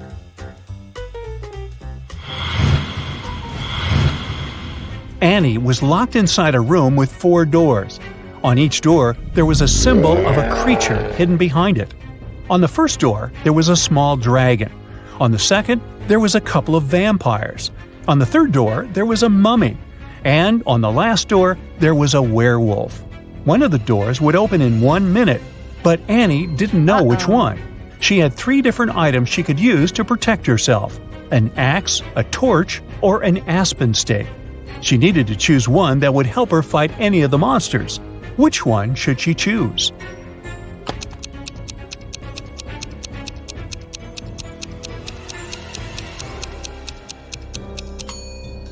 Her best option would be to choose the torch. The torch's fire can scare off any of the creatures and protect Annie. Olivia was running a marathon. Right before the finish line, she did her best and outran the person who was running in second place. The woman was happy and excited that she was going to win, but in a few seconds, she was very disappointed. Why?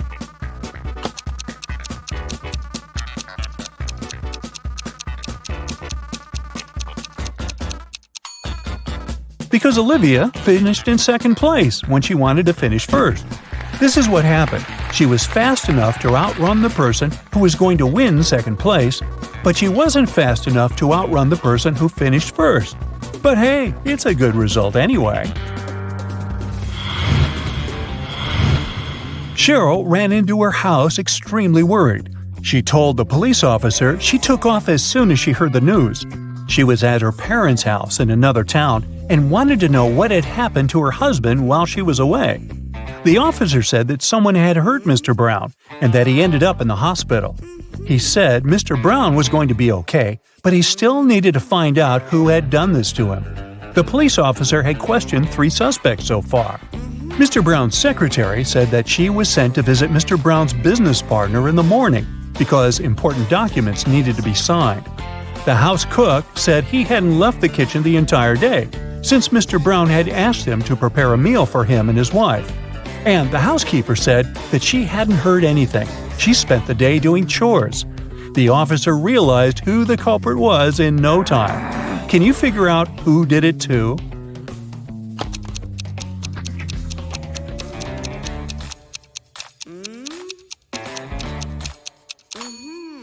It was the cook. Mr. Brown probably didn't ask him to cook anything for his wife since she was out of town all along.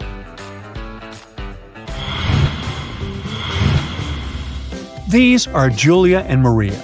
They are both very attractive young women who have no trouble finding boyfriends. Today is Valentine's Day, and they're both going out with their loved ones. One of them is currently dating 3 people, though, so she's probably going to run from date to date. Just by looking at this image, can you tell which one it is?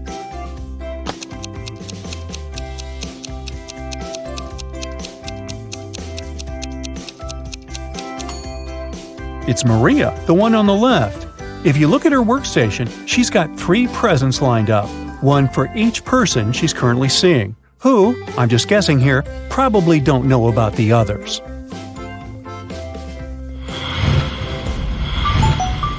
Police officer Dave received a call late one night. A famous chemist went missing from his lab. After searching the lab thoroughly, Dave found a note with random numbers scribbled on it. The note read 26 3 58, 28 27 57 6. It took Dave a while to figure out the hidden message. The clue was on the periodic table. Can you figure it out?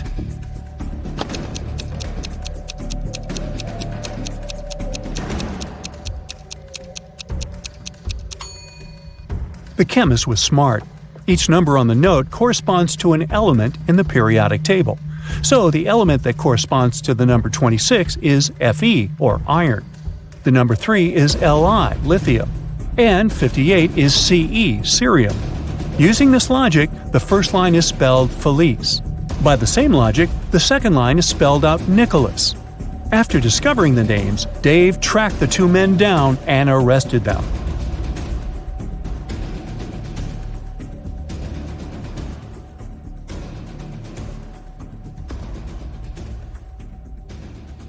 Elsa was 17 years old the day before yesterday. Next year, she'll turn 20. Yay. How come?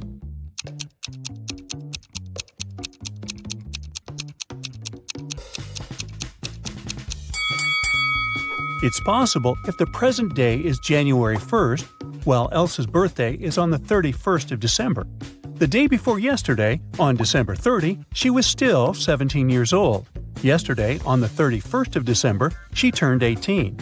Thus, this year, Elsa turns 19 and next year 20.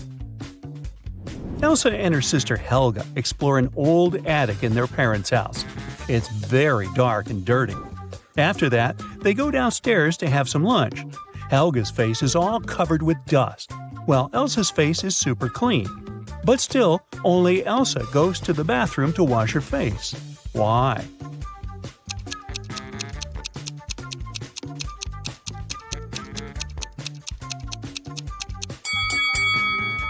Elsa noticed that her sister's face was dirty, so she thought her face must be dirty too. As for Helga, she saw that Elsa's face was clean and assumed that her own face was clean too. After lunch, Elsa and Helga go for a walk across an enchanted forest. They reach the riverbank, but the bridge is closed for repairs. The sisters notice 2 dwarfs fishing in a boat near the bridge. They agree to help the sisters, but their boat is very tiny. It can fit either one sister or 2 dwarfs. Luckily, they managed to solve this issue. Elsa and Helga cross the river on the same boat. How?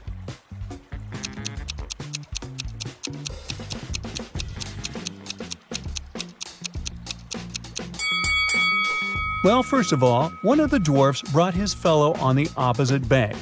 Then he headed back for the sisters alone. Helga got into the boat and crossed the river.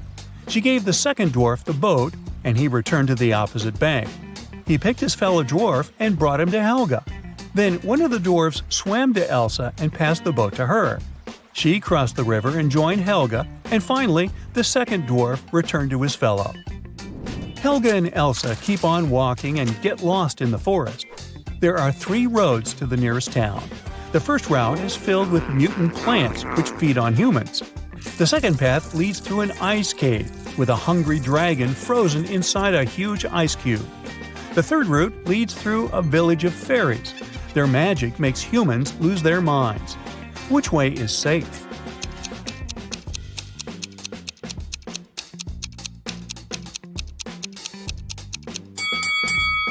Well, the dragon is trapped inside the ice cube, so it's not that dangerous. Finally, the sisters reach the town. They're walking down the main street. Suddenly, someone throws an orange right at Helga's head. Elsa identifies the apartment from which the fruit fell out and goes there to complain. She knocks, and a young man opens the door right away. Elsa explains that her sister was hit by an orange that fell from his window. But the guy says, "I was washing my dog when you knocked. Only me and my pet live here, so you confused the floors." But Elsa didn't believe him. Why?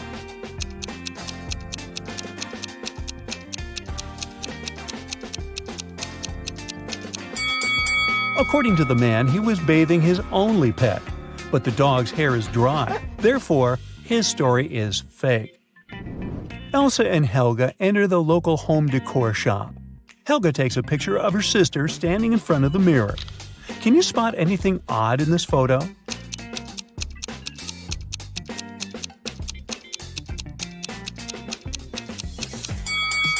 Take a closer look at the mirror.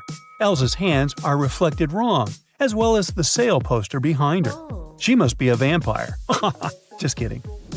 The sisters continue exploring the shop, but suddenly Elsa begins to scream and runs away. That's because one of these ladies is not alive. Can you guess who?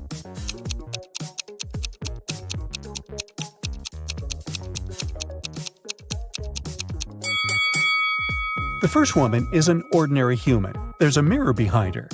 The third lady has a painting of herself in the background. And the second lady, who's looking over her shoulder, is a phantom. Her reflection in the mirror doesn't match the reality. Elsa decides to hide in a building nearby. Surprise! It's a pet shop. Elsa wanders around it and spots one weird detail. Can you see it too?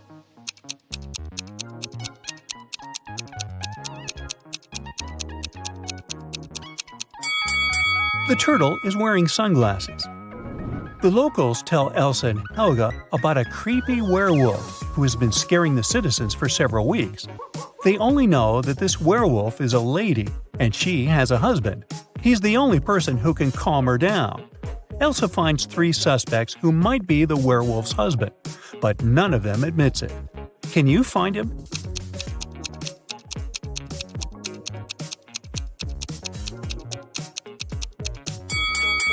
He's the second guy.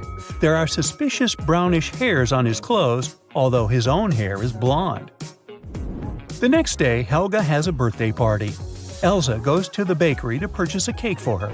She's late, so she rushes over and bumps into a waiter. Elsa hits her head and forgets what cake Helga asked her to buy. She remembers just 3 things. It shouldn't have any green elements, the cake frosting shouldn't include more than 1 color, and it must have at least 1 berry. Can you help Elsa find the correct cake?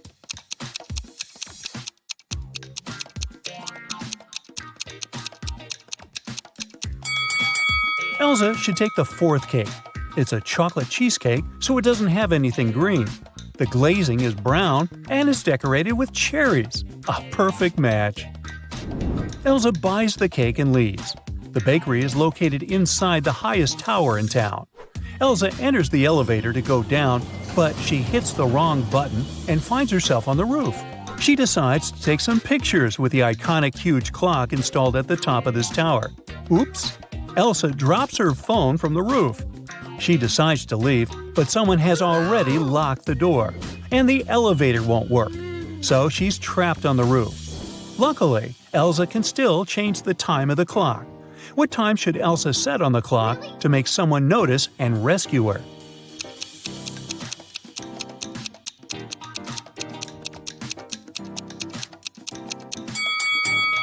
If she sets 5:05 on the clock, it'll look like an SOS signal. Finally, Elsa escapes from the tower and heads to the parking lot. Here's her car. Can you figure out the number of the place where it's parked?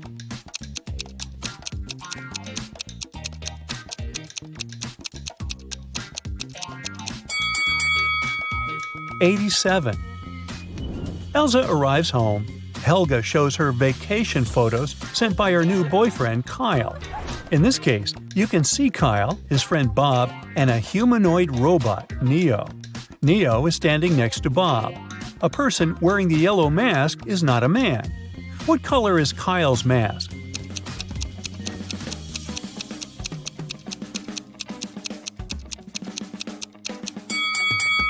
According to the terms, only the third guy can be Kyle, so his mask is blue. The birthday party is going well. It's almost midnight, so Elsa goes to the kitchen and adds candles on the birthday cake. Suddenly, she remembers that the only lighter in the house is upstairs in her room. She leaves the cake at the table for a minute. Then Elsa returns and sees the cake smashed all over the floor. Oh no. She questions 3 suspects. Lauren says, "I was in the living room all night. I don't know who did it." Wendy says, "I went outside to watch the full moon. It's so beautiful tonight." Kyle says, "I was shooting a TikTok dance with Helga." Who ruined the cake?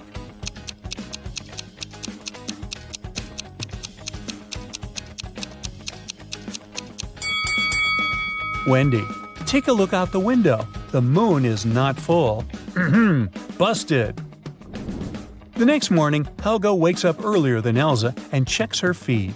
Breaking news: a legendary thief ran away from a nearby prison and now creeps around the town.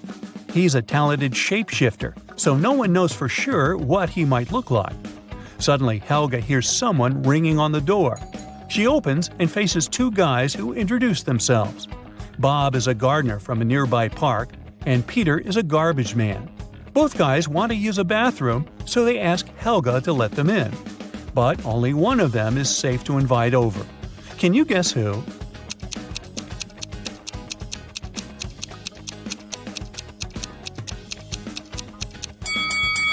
Bob is wearing clothes with red stains, but he's also holding a brush, so he was probably just painting a fence. Let's take a closer look at Peter's facial hair. One mustache has come unglued. It's fake. So he must be the runaway criminal from the news. Andrew and Emma agreed to meet for a date at the park entrance at 9 p.m. But there was a slight problem. Both Andrew's and Emma's watches were showing the wrong time. Andrew's watch was 3 minutes behind, but he thought it was 2 minutes ahead. Emma's watch, on the other hand, was 2 minutes ahead, but she thought it was 3 minutes behind. Which of them do you think will be late for the date?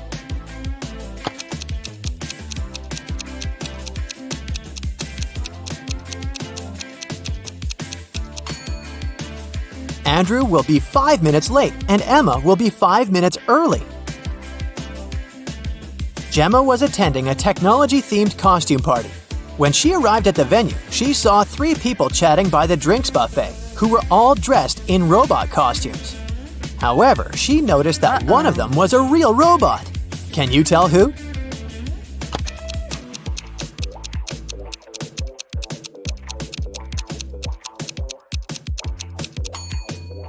Everyone is holding drinks in their hands, but take a look at the second guy. His glass is empty, but he's still pretending to drink something from it. Robots and liquids don't go well together, so he must be an actual robot. Realizing that Gemma noticed him, the robot immediately pulled her to the corner of the room and said, "Now that you know my real identity, I need to wipe your memory. But if you can answer my riddle correctly, I'll let you go. I have keys, but open no locks. I have space, but no room. You can enter, but you can't go inside. What am I?"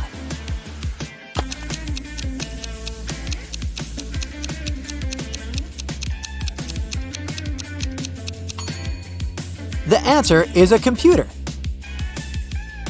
Janice, Candace, and Demeter were 3 witches who cared a lot about looking young and beautiful, but one of them was actually 100 years old. Can you tell me who?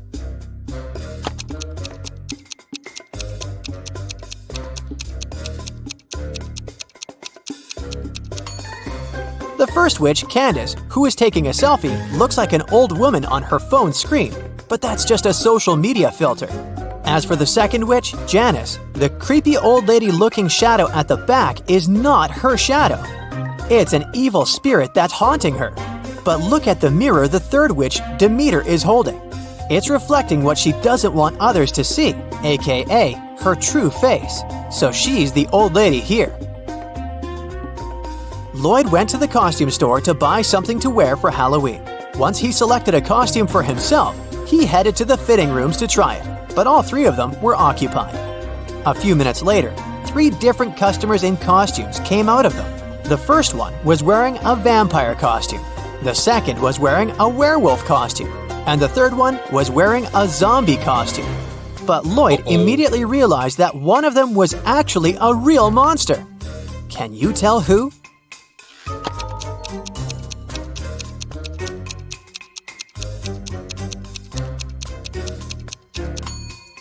Take a look at the mirrors in front of the fitting rooms. The customer in the vampire's costume doesn't have a reflection.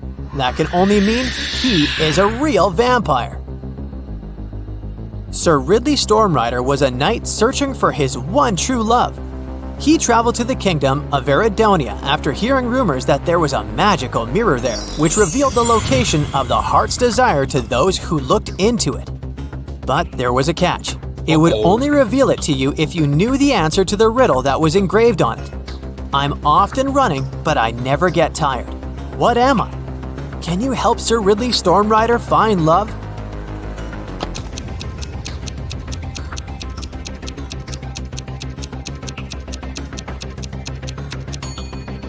The correct answer is water. Inspector Banner was inspecting the Academy of History and Science. During his inspection, he noticed that whenever he asked the class a question, all the students raised their hands in response. Moreover, even though the school teacher chose a different student each time, the answer was always correct. How did this work?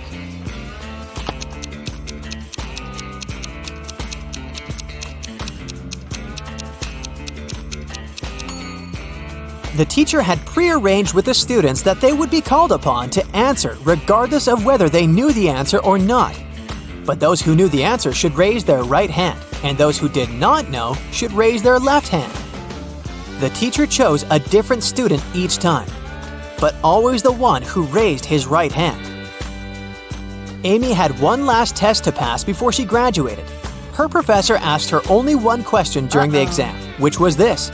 You have 2 candle wicks. Each wick, lit from the end, burns completely to the ground in exactly 1 hour, but it burns at an uneven rate. How can you use these wicks and a lighter to measure 45 minutes? Can you help Amy graduate?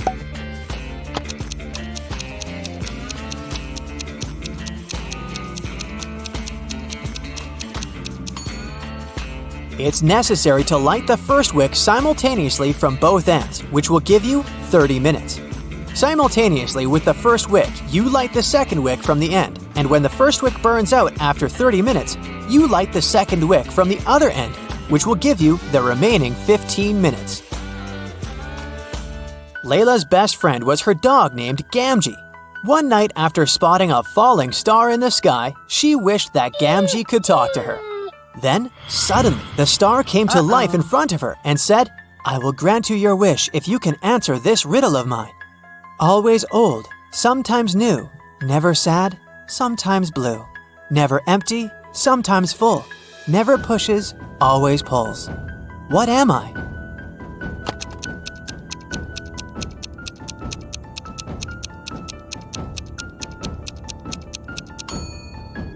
The answer is the moon. To Layla's surprise, her dog really started talking. The first thing it said was, "Oh, this riddle game is so fun! I want to play it too! Here's my riddle to you. What's always found on the ground but never gets dirty?"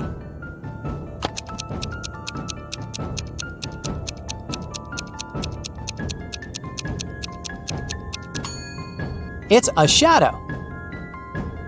Jamie was standing at the edge of a circular lake. The lake was 200 feet in diameter, and there was a small island directly in the middle. There was a large tree next to him and a large tree in the middle of the island. Jamie needed to get to the island in the middle of the lake, but he didn't know how to swim. He only had a little over 200 feet of rope. How can he use that to get there?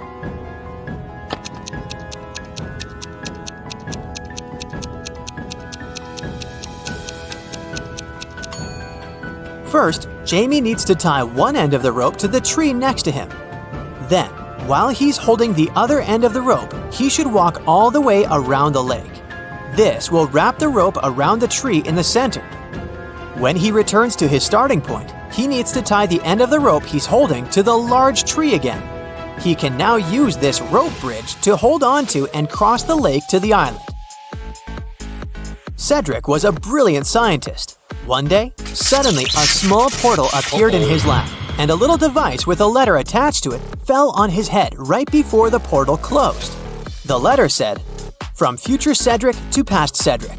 One of my experiments accidentally caused chaos to be unleashed on Earth. That is why I have to prevent you from conducting this experiment in the first place. You will find the details inside the box, but you can only open it if you know the answer to this riddle. What occurs once in a minute, twice in a moment, and never in 1,000 years? Can you help Cedric save the future world?"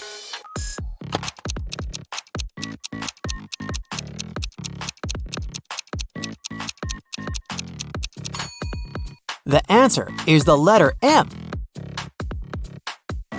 People who visited the town of Maplebrook often found themselves intrigued by Mr. Perry.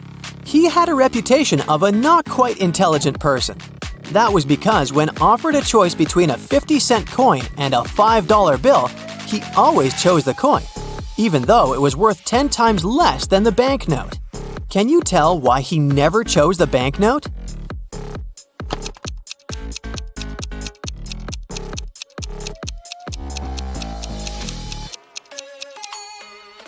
Well, he was not so foolish after all. You see, he realized that as long as he chose the 50-cent coin, people would offer him money to choose from, and if he chose the $5 bill, the offers of money would stop, and he would get nothing.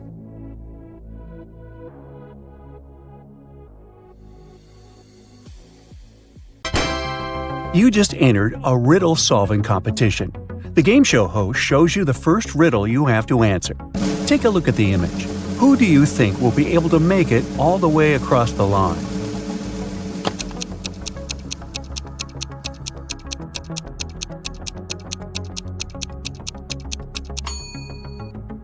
Let's face it, it's the man on the left. Even though it looks like he's having a hard time carrying such heavy things, the weight is evenly distributed between his two hands, so he'll probably make it through without any problem.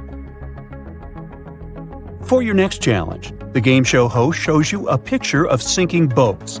Which boat do you think will sink first?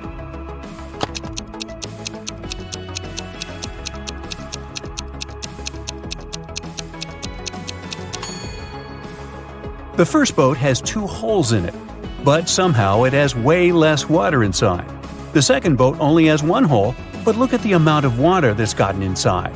It's definitely the second boat that's going to sink first. Since you passed the first 2 rounds, the third one gets a bit harder. Ken was riding on his rollerblades when he fell down and hurt his head. He woke up in the hospital, only to find that 3 Barbies were waiting for him. Take a look at the image. Can you figure out which Barbie is actually Ken's girlfriend?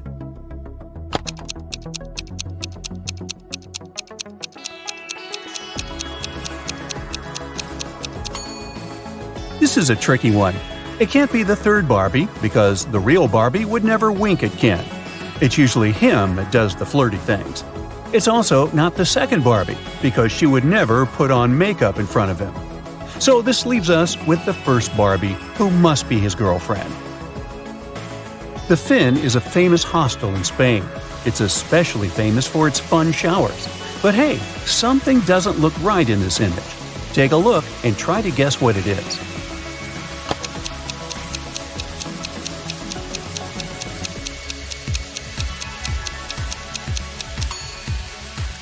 The woman on the right is squeezing a ketchup bottle instead of a shampoo bottle.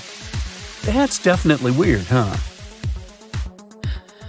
For the final rounds, the host picked out a few written riddles for you. The first one is, I speak without a mouth and hear without ears. Am I a microphone, a phone, or an echo? What would you say?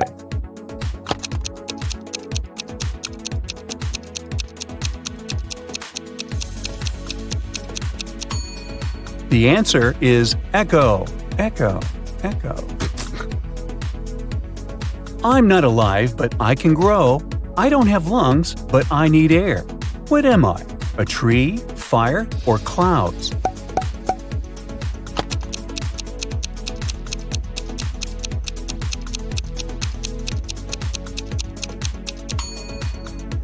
The correct answer is fire.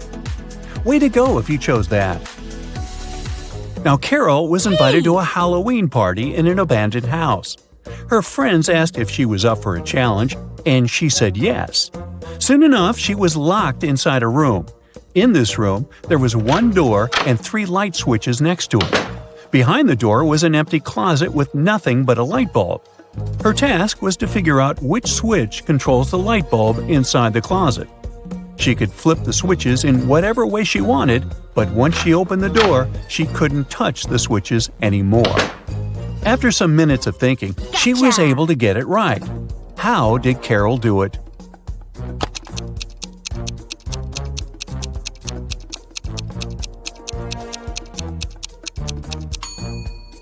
Okay, let's go step by step. She flipped switch number 1 and then waited a few minutes. She flipped it back to off and then immediately flipped switch number 2. Then she opened the door and checked the light. The bulb was off, so she discovered that it wasn't switch number 2 that controlled the light. So she decided to touch the bulb to test if it was hot or cold. If the bulb had been cold, that would have meant that switch number 3 controlled it. But the bulb was hot, so that meant that switch number 1 controlled 1. Way to go, Carol! To get back to the party, Carol had to solve another riddle. There were 2 hourglasses in front of her. One hourglass measures 7 minutes, and the other one measures 4 minutes. She needed to time 9 minutes using both hourglasses. How could she do it?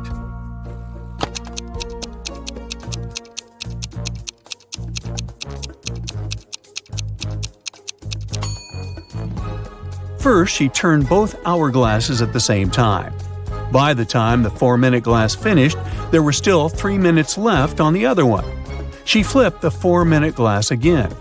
When the 7-minute glass was empty, there was 1 minute left on the other glass. And once the 4-minute glass emptied again, there was 1 minute's worth of sand at the bottom half of the 7-minute timer. She flipped it over again, so there was 1 minute worth of sand on the top of the glass. And when the 7-minute timer finally emptied again, 9 minutes elapsed in total. Anna sat down to watch her favorite TV show. She made some popcorn, turned on the TV, and nestled comfortably to binge-watch an entire season. Her cat Pepper sat down next to her, but after 5 minutes of screen time, Anna suddenly passed out. Look at the image. Can you guess what happened there?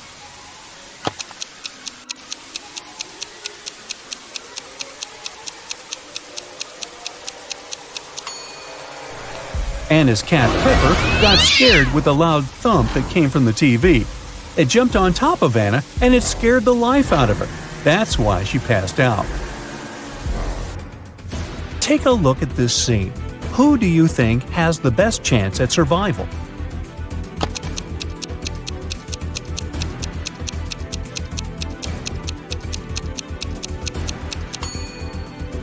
The 2 guys look pretty stuck in there, but the woman on the right might have a chance. The rope looks a bit loose around her body. She could try to shake it off and then use her free hands to untie her ankles. Bella landed in New York with a very ambitious career goal. But first thing she needed to do after arriving in the city was to find her apartment. There were many options to get from the airport to her apartment, but Bella decided to save money and go by bus. She had to purchase a ticket for $10, but a handsome guy popped out of nowhere and offered her a better deal. He said his plans had changed and he didn't need his bus ticket anymore. He offered to sell it to her for $6. Bella agreed and gave him the money, but it turned out to be a big mistake. Why?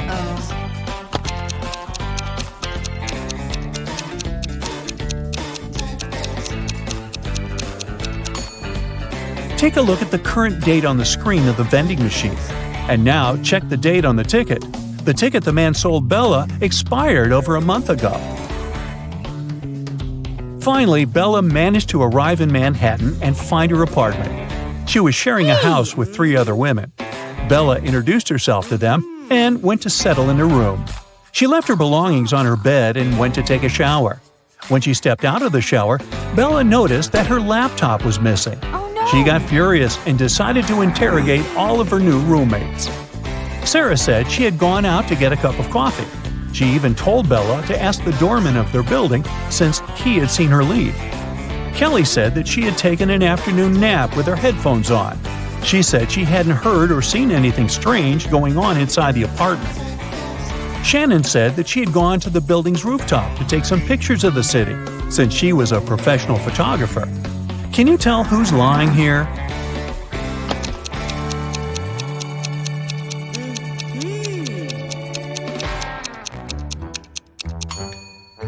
It's Shannon. Uh-oh. If you notice the sign on the lobby, the building strictly prohibits people from accessing the rooftop. Alfred is a supermodel and he just landed his dream job. The biggest magazine in the country invited him to be on the cover of their latest issue. On the day of the photo shoot, he arrived early in the studio. After finishing with hair and makeup, he looked in the mirror and screamed, "Oh no!" His skin was all red. It looked like he was having some serious allergic rash. He called all the assistants he had seen earlier in the day to interrogate them. Amy, the photographer's assistant, said she had been told Alfred was allergic to peanuts, so she made sure to only buy safe snacks. Bo, the makeup artist, said he hadn't touched Alfred's food. He said that right after he finished doing his job, he left for a coffee break. Mary, the cleaning lady, said that she knew how sensitive models could be, so that's why she had only used organic and hypoallergenic products to clean his dressing room. Alfred immediately knew who had contributed to his rash. Can you figure it out too?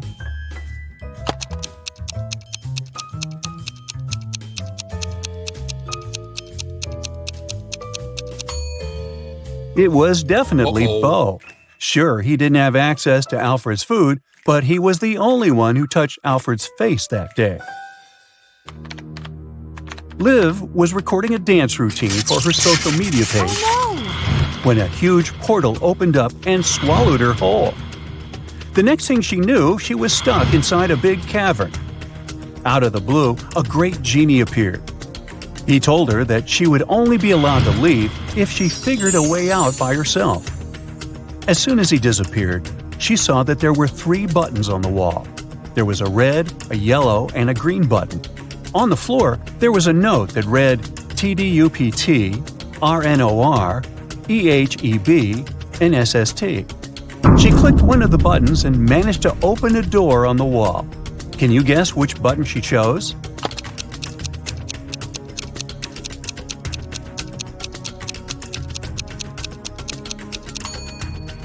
The red button. She unscrambled the words on the note and discovered it read, "Press the red button." As soon as she pressed the button, Liv was transported into a virtual reality world. An artificial intelligence greeted her welcome and showed her 3 doors. The AI told her that only one door would lead to her freedom. It told her that behind the first door, there were hungry Pac-Men waiting for someone to walk inside. Behind the second door, there were cursed rollerblades. Once you put them on, you'd never be able to take them off. Plus, they had a will of their own and ended up taking you to some pretty dark places. Behind the last door, there were flying fuzzy creatures with laser eyes that would burn anything they came into contact with. Which door do you think Liv should use to escape?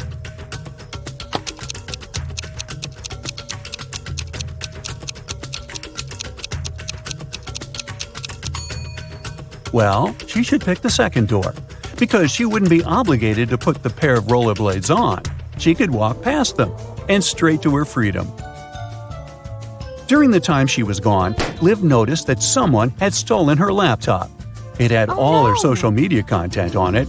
She figured it must have been one of her roommates, so she decided to take a look around the house and try to find it. Look at these images. The first room belongs to Jill, the second one belongs to Rachel, and the third one belongs to Amy. Can you figure out who stole Liv's laptop?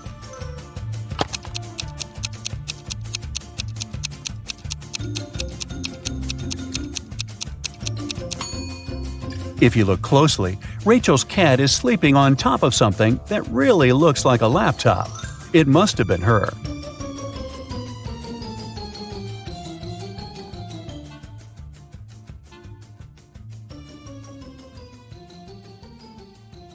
This is Greg. He's thinking of a 5-digit number. Its first and last digits are the same. Their summation is an even number. And their multiplication is an odd number which is equal to the 4th digit in Greg's imaginary number. If we subtract 5 from it, we'll get the second digit. And if we divide this second digit into half, we'll get the third digit. What number is Greg thinking of?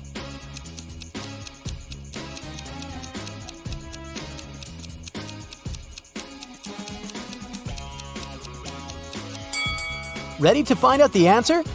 34,293. Greg is a reporter for a travel magazine. Today, he enjoys his day off at a beach party. Suddenly, a famous travel blogger, Sergio, shows up at the dance floor.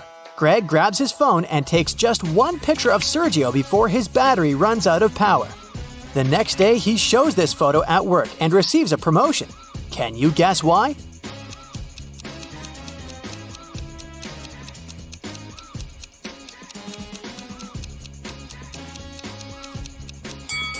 Take a look at Sergio's feet. It's a full moon and he's turning into a werewolf. That's why this picture is so exclusive. In the evening, Greg returns from work and goes to the bathroom to brush his teeth. Can you spot what's wrong in this picture?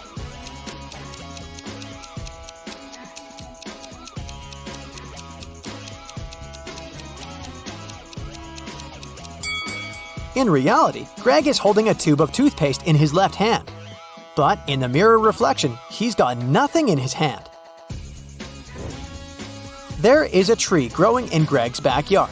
It doubles in height each year until it reaches its maximum height within 10 years. How many years did it take for a tree to reach half of its maximum height?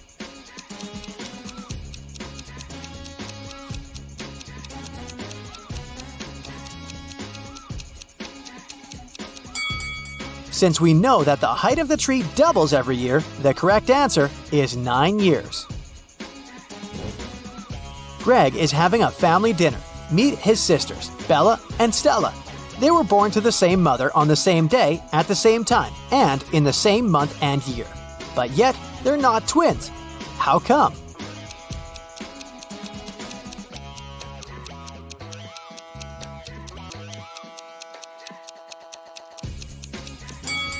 Bella and Stella are two of a set of triplets. The next day, Greg returns to work and makes a report about two travel bloggers, Jake and Mike. They're hiking in the woods separately.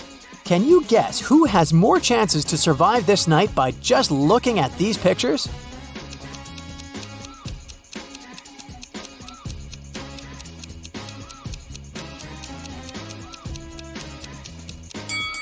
Can you see a cobra hiding in Mike's tent? Mosquito bites are usually not life-threatening, unlike snake venom. Therefore, Jake has more chances to survive. Greg has lost his phone in the office. He's been searching for his missing gadget for several hours.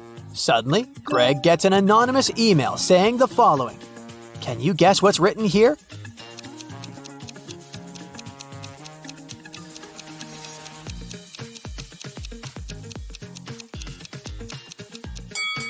It's just written in reverse order. If you read it from right to left, the message turns into, "Your phone is hidden in the lobby of this building.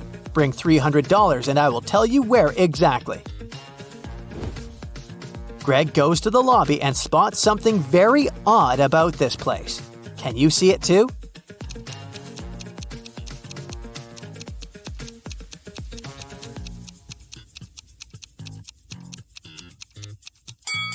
Look at the TV.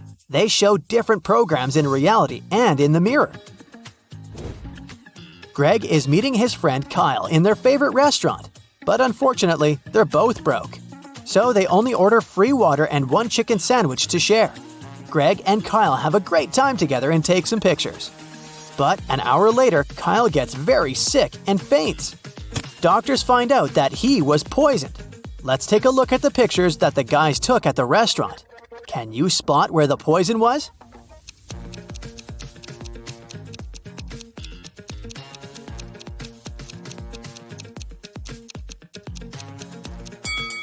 Kyle put pepper in his half of the sandwich, and Mike didn't, so the poison was in the pepper pot. Greg decides to take a walk home through a forest, and eventually he gets lost. There are 3 possible routes to the final destination. The first path leads through a village inhabited by vampires. The second path is full of toxic mold that can make any human lose their mind. And the third path leads through an enchanted forest that turns all human beings into trees. Which way should Greg choose?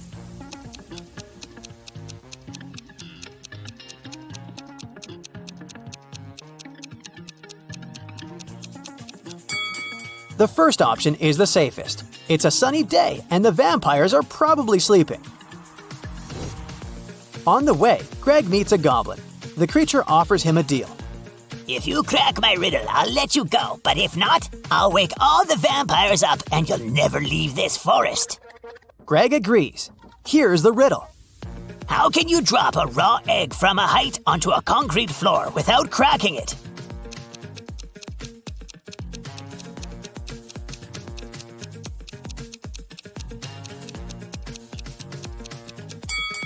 Ready to hear the correct answer? Concrete floors are very hard to crack. The next day, Greg is preparing an article about a safari park. He has these 2 options to illustrate his work. Can you spot 5 differences between them?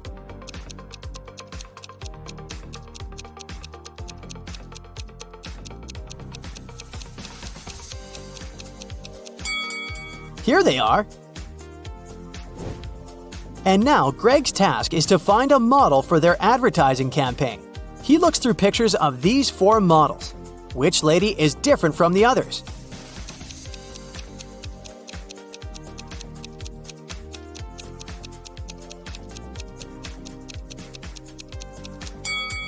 This one, because she has shorter hair. Greg goes to the local food court and purchases some chicken nuggets for lunch. He puts his lunchbox on a table and leaves for a minute to wash his hands and get a fork. Then, Greg comes back and finds out that his lunch is missing. Greg interrogates 3 people nearby.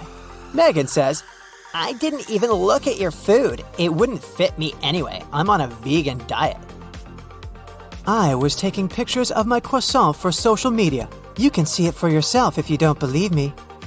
And Peter says, Sir, I don't steal food. It's against my principles. After hearing what they had to say, Greg knows for sure who's the thief. What about you?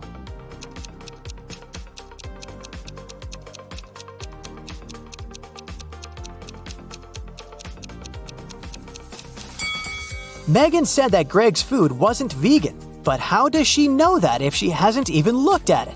Busted! Greg wants to bring a sweet treat to his coworkers. He has 2 jars of chocolates labeled as V and C.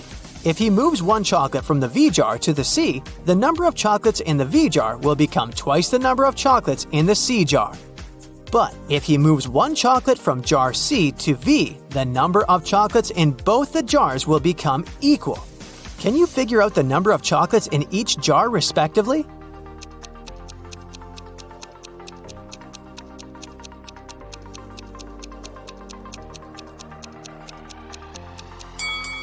The V jar has 5 chocolates, and jar C has 7. Greg returns to the office and discovers that someone broke his chair. He interrogates 3 coworkers. Will says, I was at a business meeting for the last 3 hours. I've just returned to my workplace and I didn't notice your chair.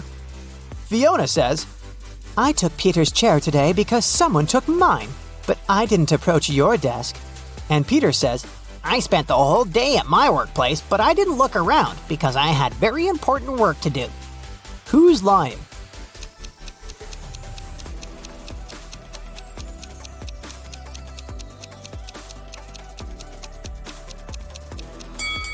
Peter is sitting on a chair with an inscription of his name.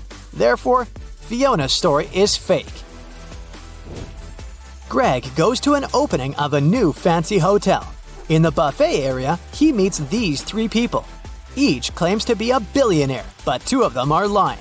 Can you spot the real billionaire?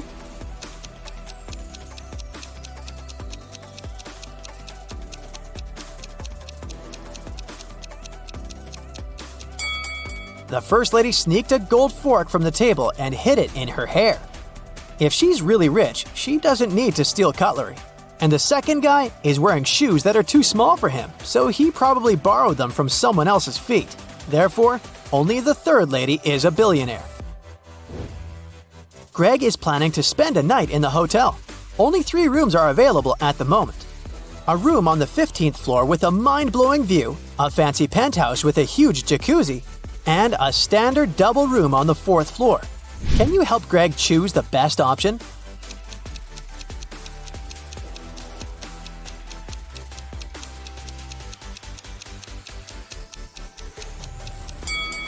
The first option doesn't exist because the hotel is only 10 stories. And there are cracks inside this jacuzzi. It's not safe to take a bath in this room. So Greg should pick the 3rd room. Hey, my dear detective, are you ready for a nice brain workout? Great, then let's get started. Yeah. William decided to go on vacation for a month. He went to a bank and asked for a loan of $500. The bank officer told the guy that the loan could only be approved if he mortgaged some valuables at the bank. William said he would mortgage his car, whose worth was a whopping $80,000. The bank officer was surprised, but he approved the loan instantly. After William's vacation was over, he came back to the bank. The bank officer asked him why he had mortgaged such an expensive car for such a small loan. William told him the reason, and the bank officer admitted it was a very clever plan. What did William say?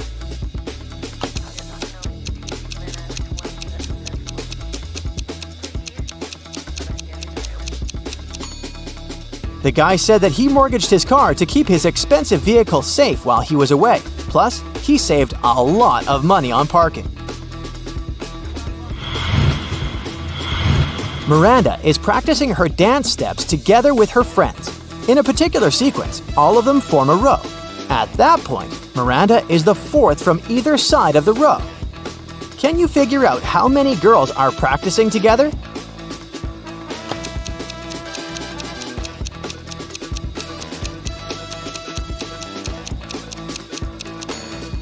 In total, there are 7 girls. Miranda is the 4th from either end of the row, which means there are 3 girls on one of her sides and 3 on the other.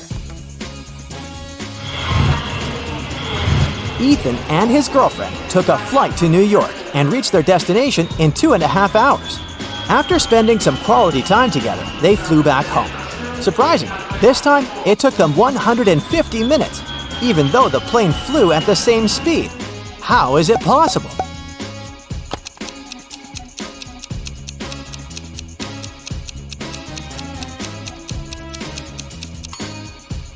It's easy.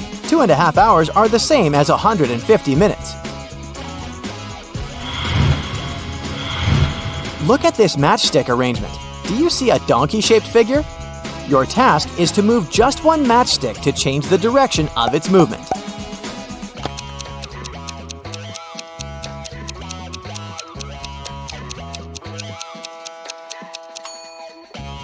That's how you can do it. 4 men can build 4 tables in 4 hours. In this case, how many tables will 8 men build in 8 hours?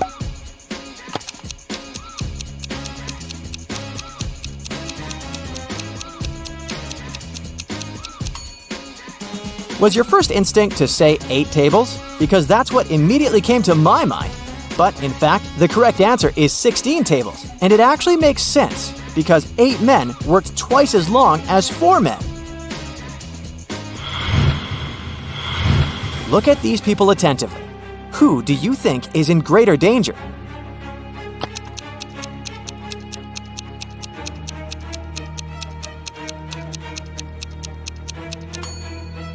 The lion won't necessarily attack the man, of course, if he doesn't provoke the animal. If the guy tries his best to look unthreatening, the lion might simply ignore him. But the snake can easily tighten its grip, which can end very badly for this woman. Mark came to visit his friends in Chicago.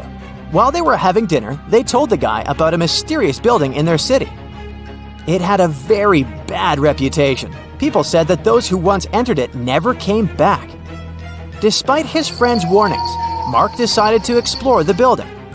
The place looked creepy, and soon the guy realized he was lost. Whatever he did, he couldn't spot the exit. Suddenly, he found himself in a large room. There were 4 doors in this room. Behind the first door, there was a mummy. Behind the second door, a vampire was hiding.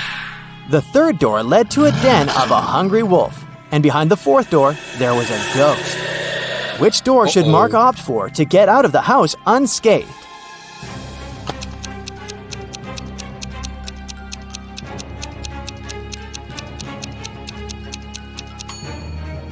The mummy can potentially be very dangerous. The vampire behind the second door is also far from friendly.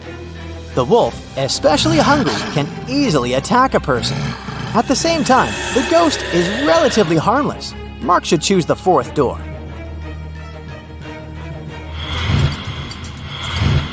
Now, look at this image. Can you figure out which man is the girl's husband?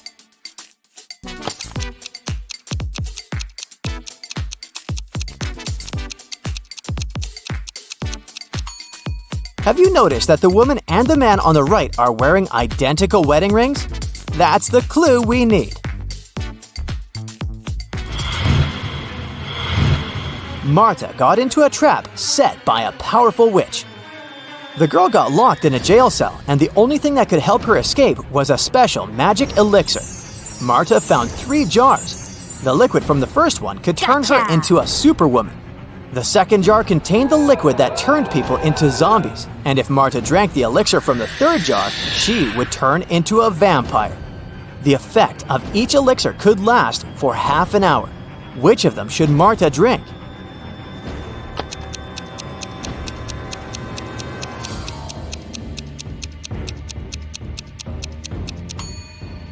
Marta should wait till the morning and drink the elixir from the third jar.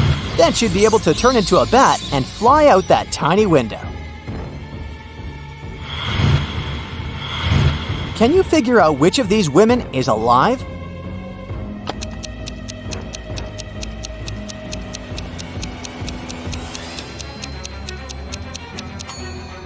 It's the woman on the right.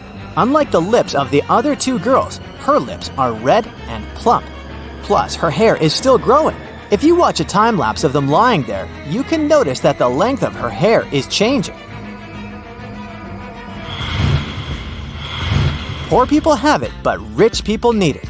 If you eat it, you won't survive. What is it?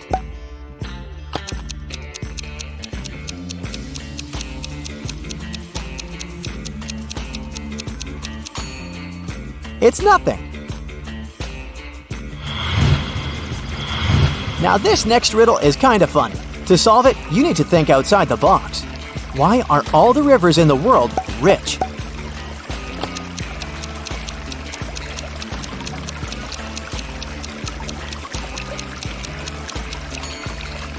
They have 2 banks. Now, did you get it right? Imagine you're running a marathon, and right before the finish line, you pass by the person who's running the second. What place are you in now?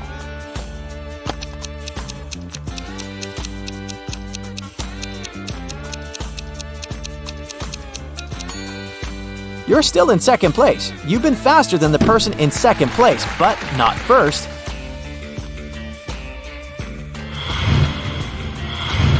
I can sting without moving. I can poison without touching. I can bear the truth and the lies. You can't judge me by my size. What am I?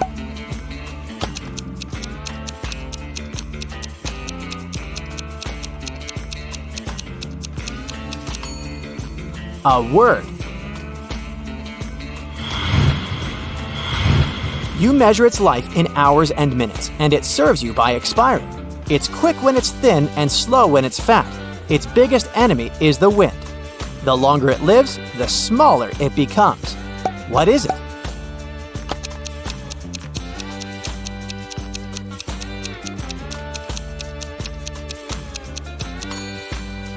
A candle. You probably know that ants move in groups. In one such group, there were 2 ants in front of the other 2 ants, 2 ants behind the other 2 ants, and 2 ants next to the other 2 ants. How many ants were there in the group? A small hint. You probably won't need your calculator to crack this riddle.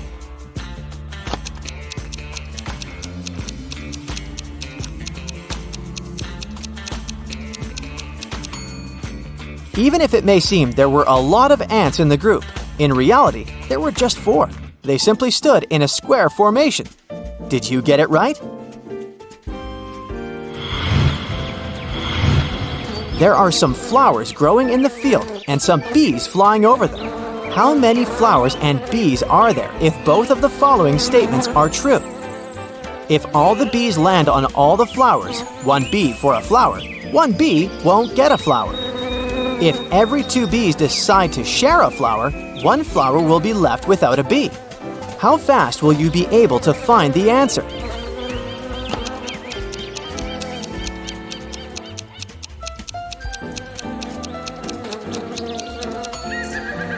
There are 4 bees and 3 flowers.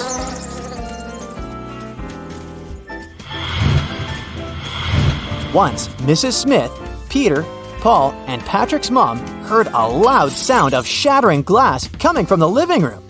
She ran into the room and saw that her favorite vase was broken. She also spotted a football. She asked her sons what had happened, and each of them told her his own version of the accident. Peter said that Paul hadn't kicked the ball. He added that he knew for sure that Patrick had done this. Paul said that Patrick wasn't guilty. He also added that he hadn't finished his homework. And Patrick said that Paul had broken the vase, and he knew that for sure because Peter didn't play football at home. How could Mrs. Smith understand who broke the vase if the following is true? 1 boy lied in both of his statements. 2 boys told the truth.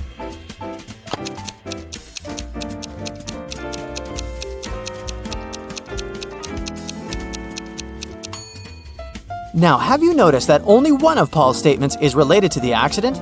The one in which he says that Patrick isn't guilty? What he says about his homework changes nothing. The first of Peter's statement contradicts Patrick's first words and vice versa. This means that it's impossible for both of them to tell the truth. Peter and Paul can't both tell the truth as Paul's words contradict Patrick's second phrase.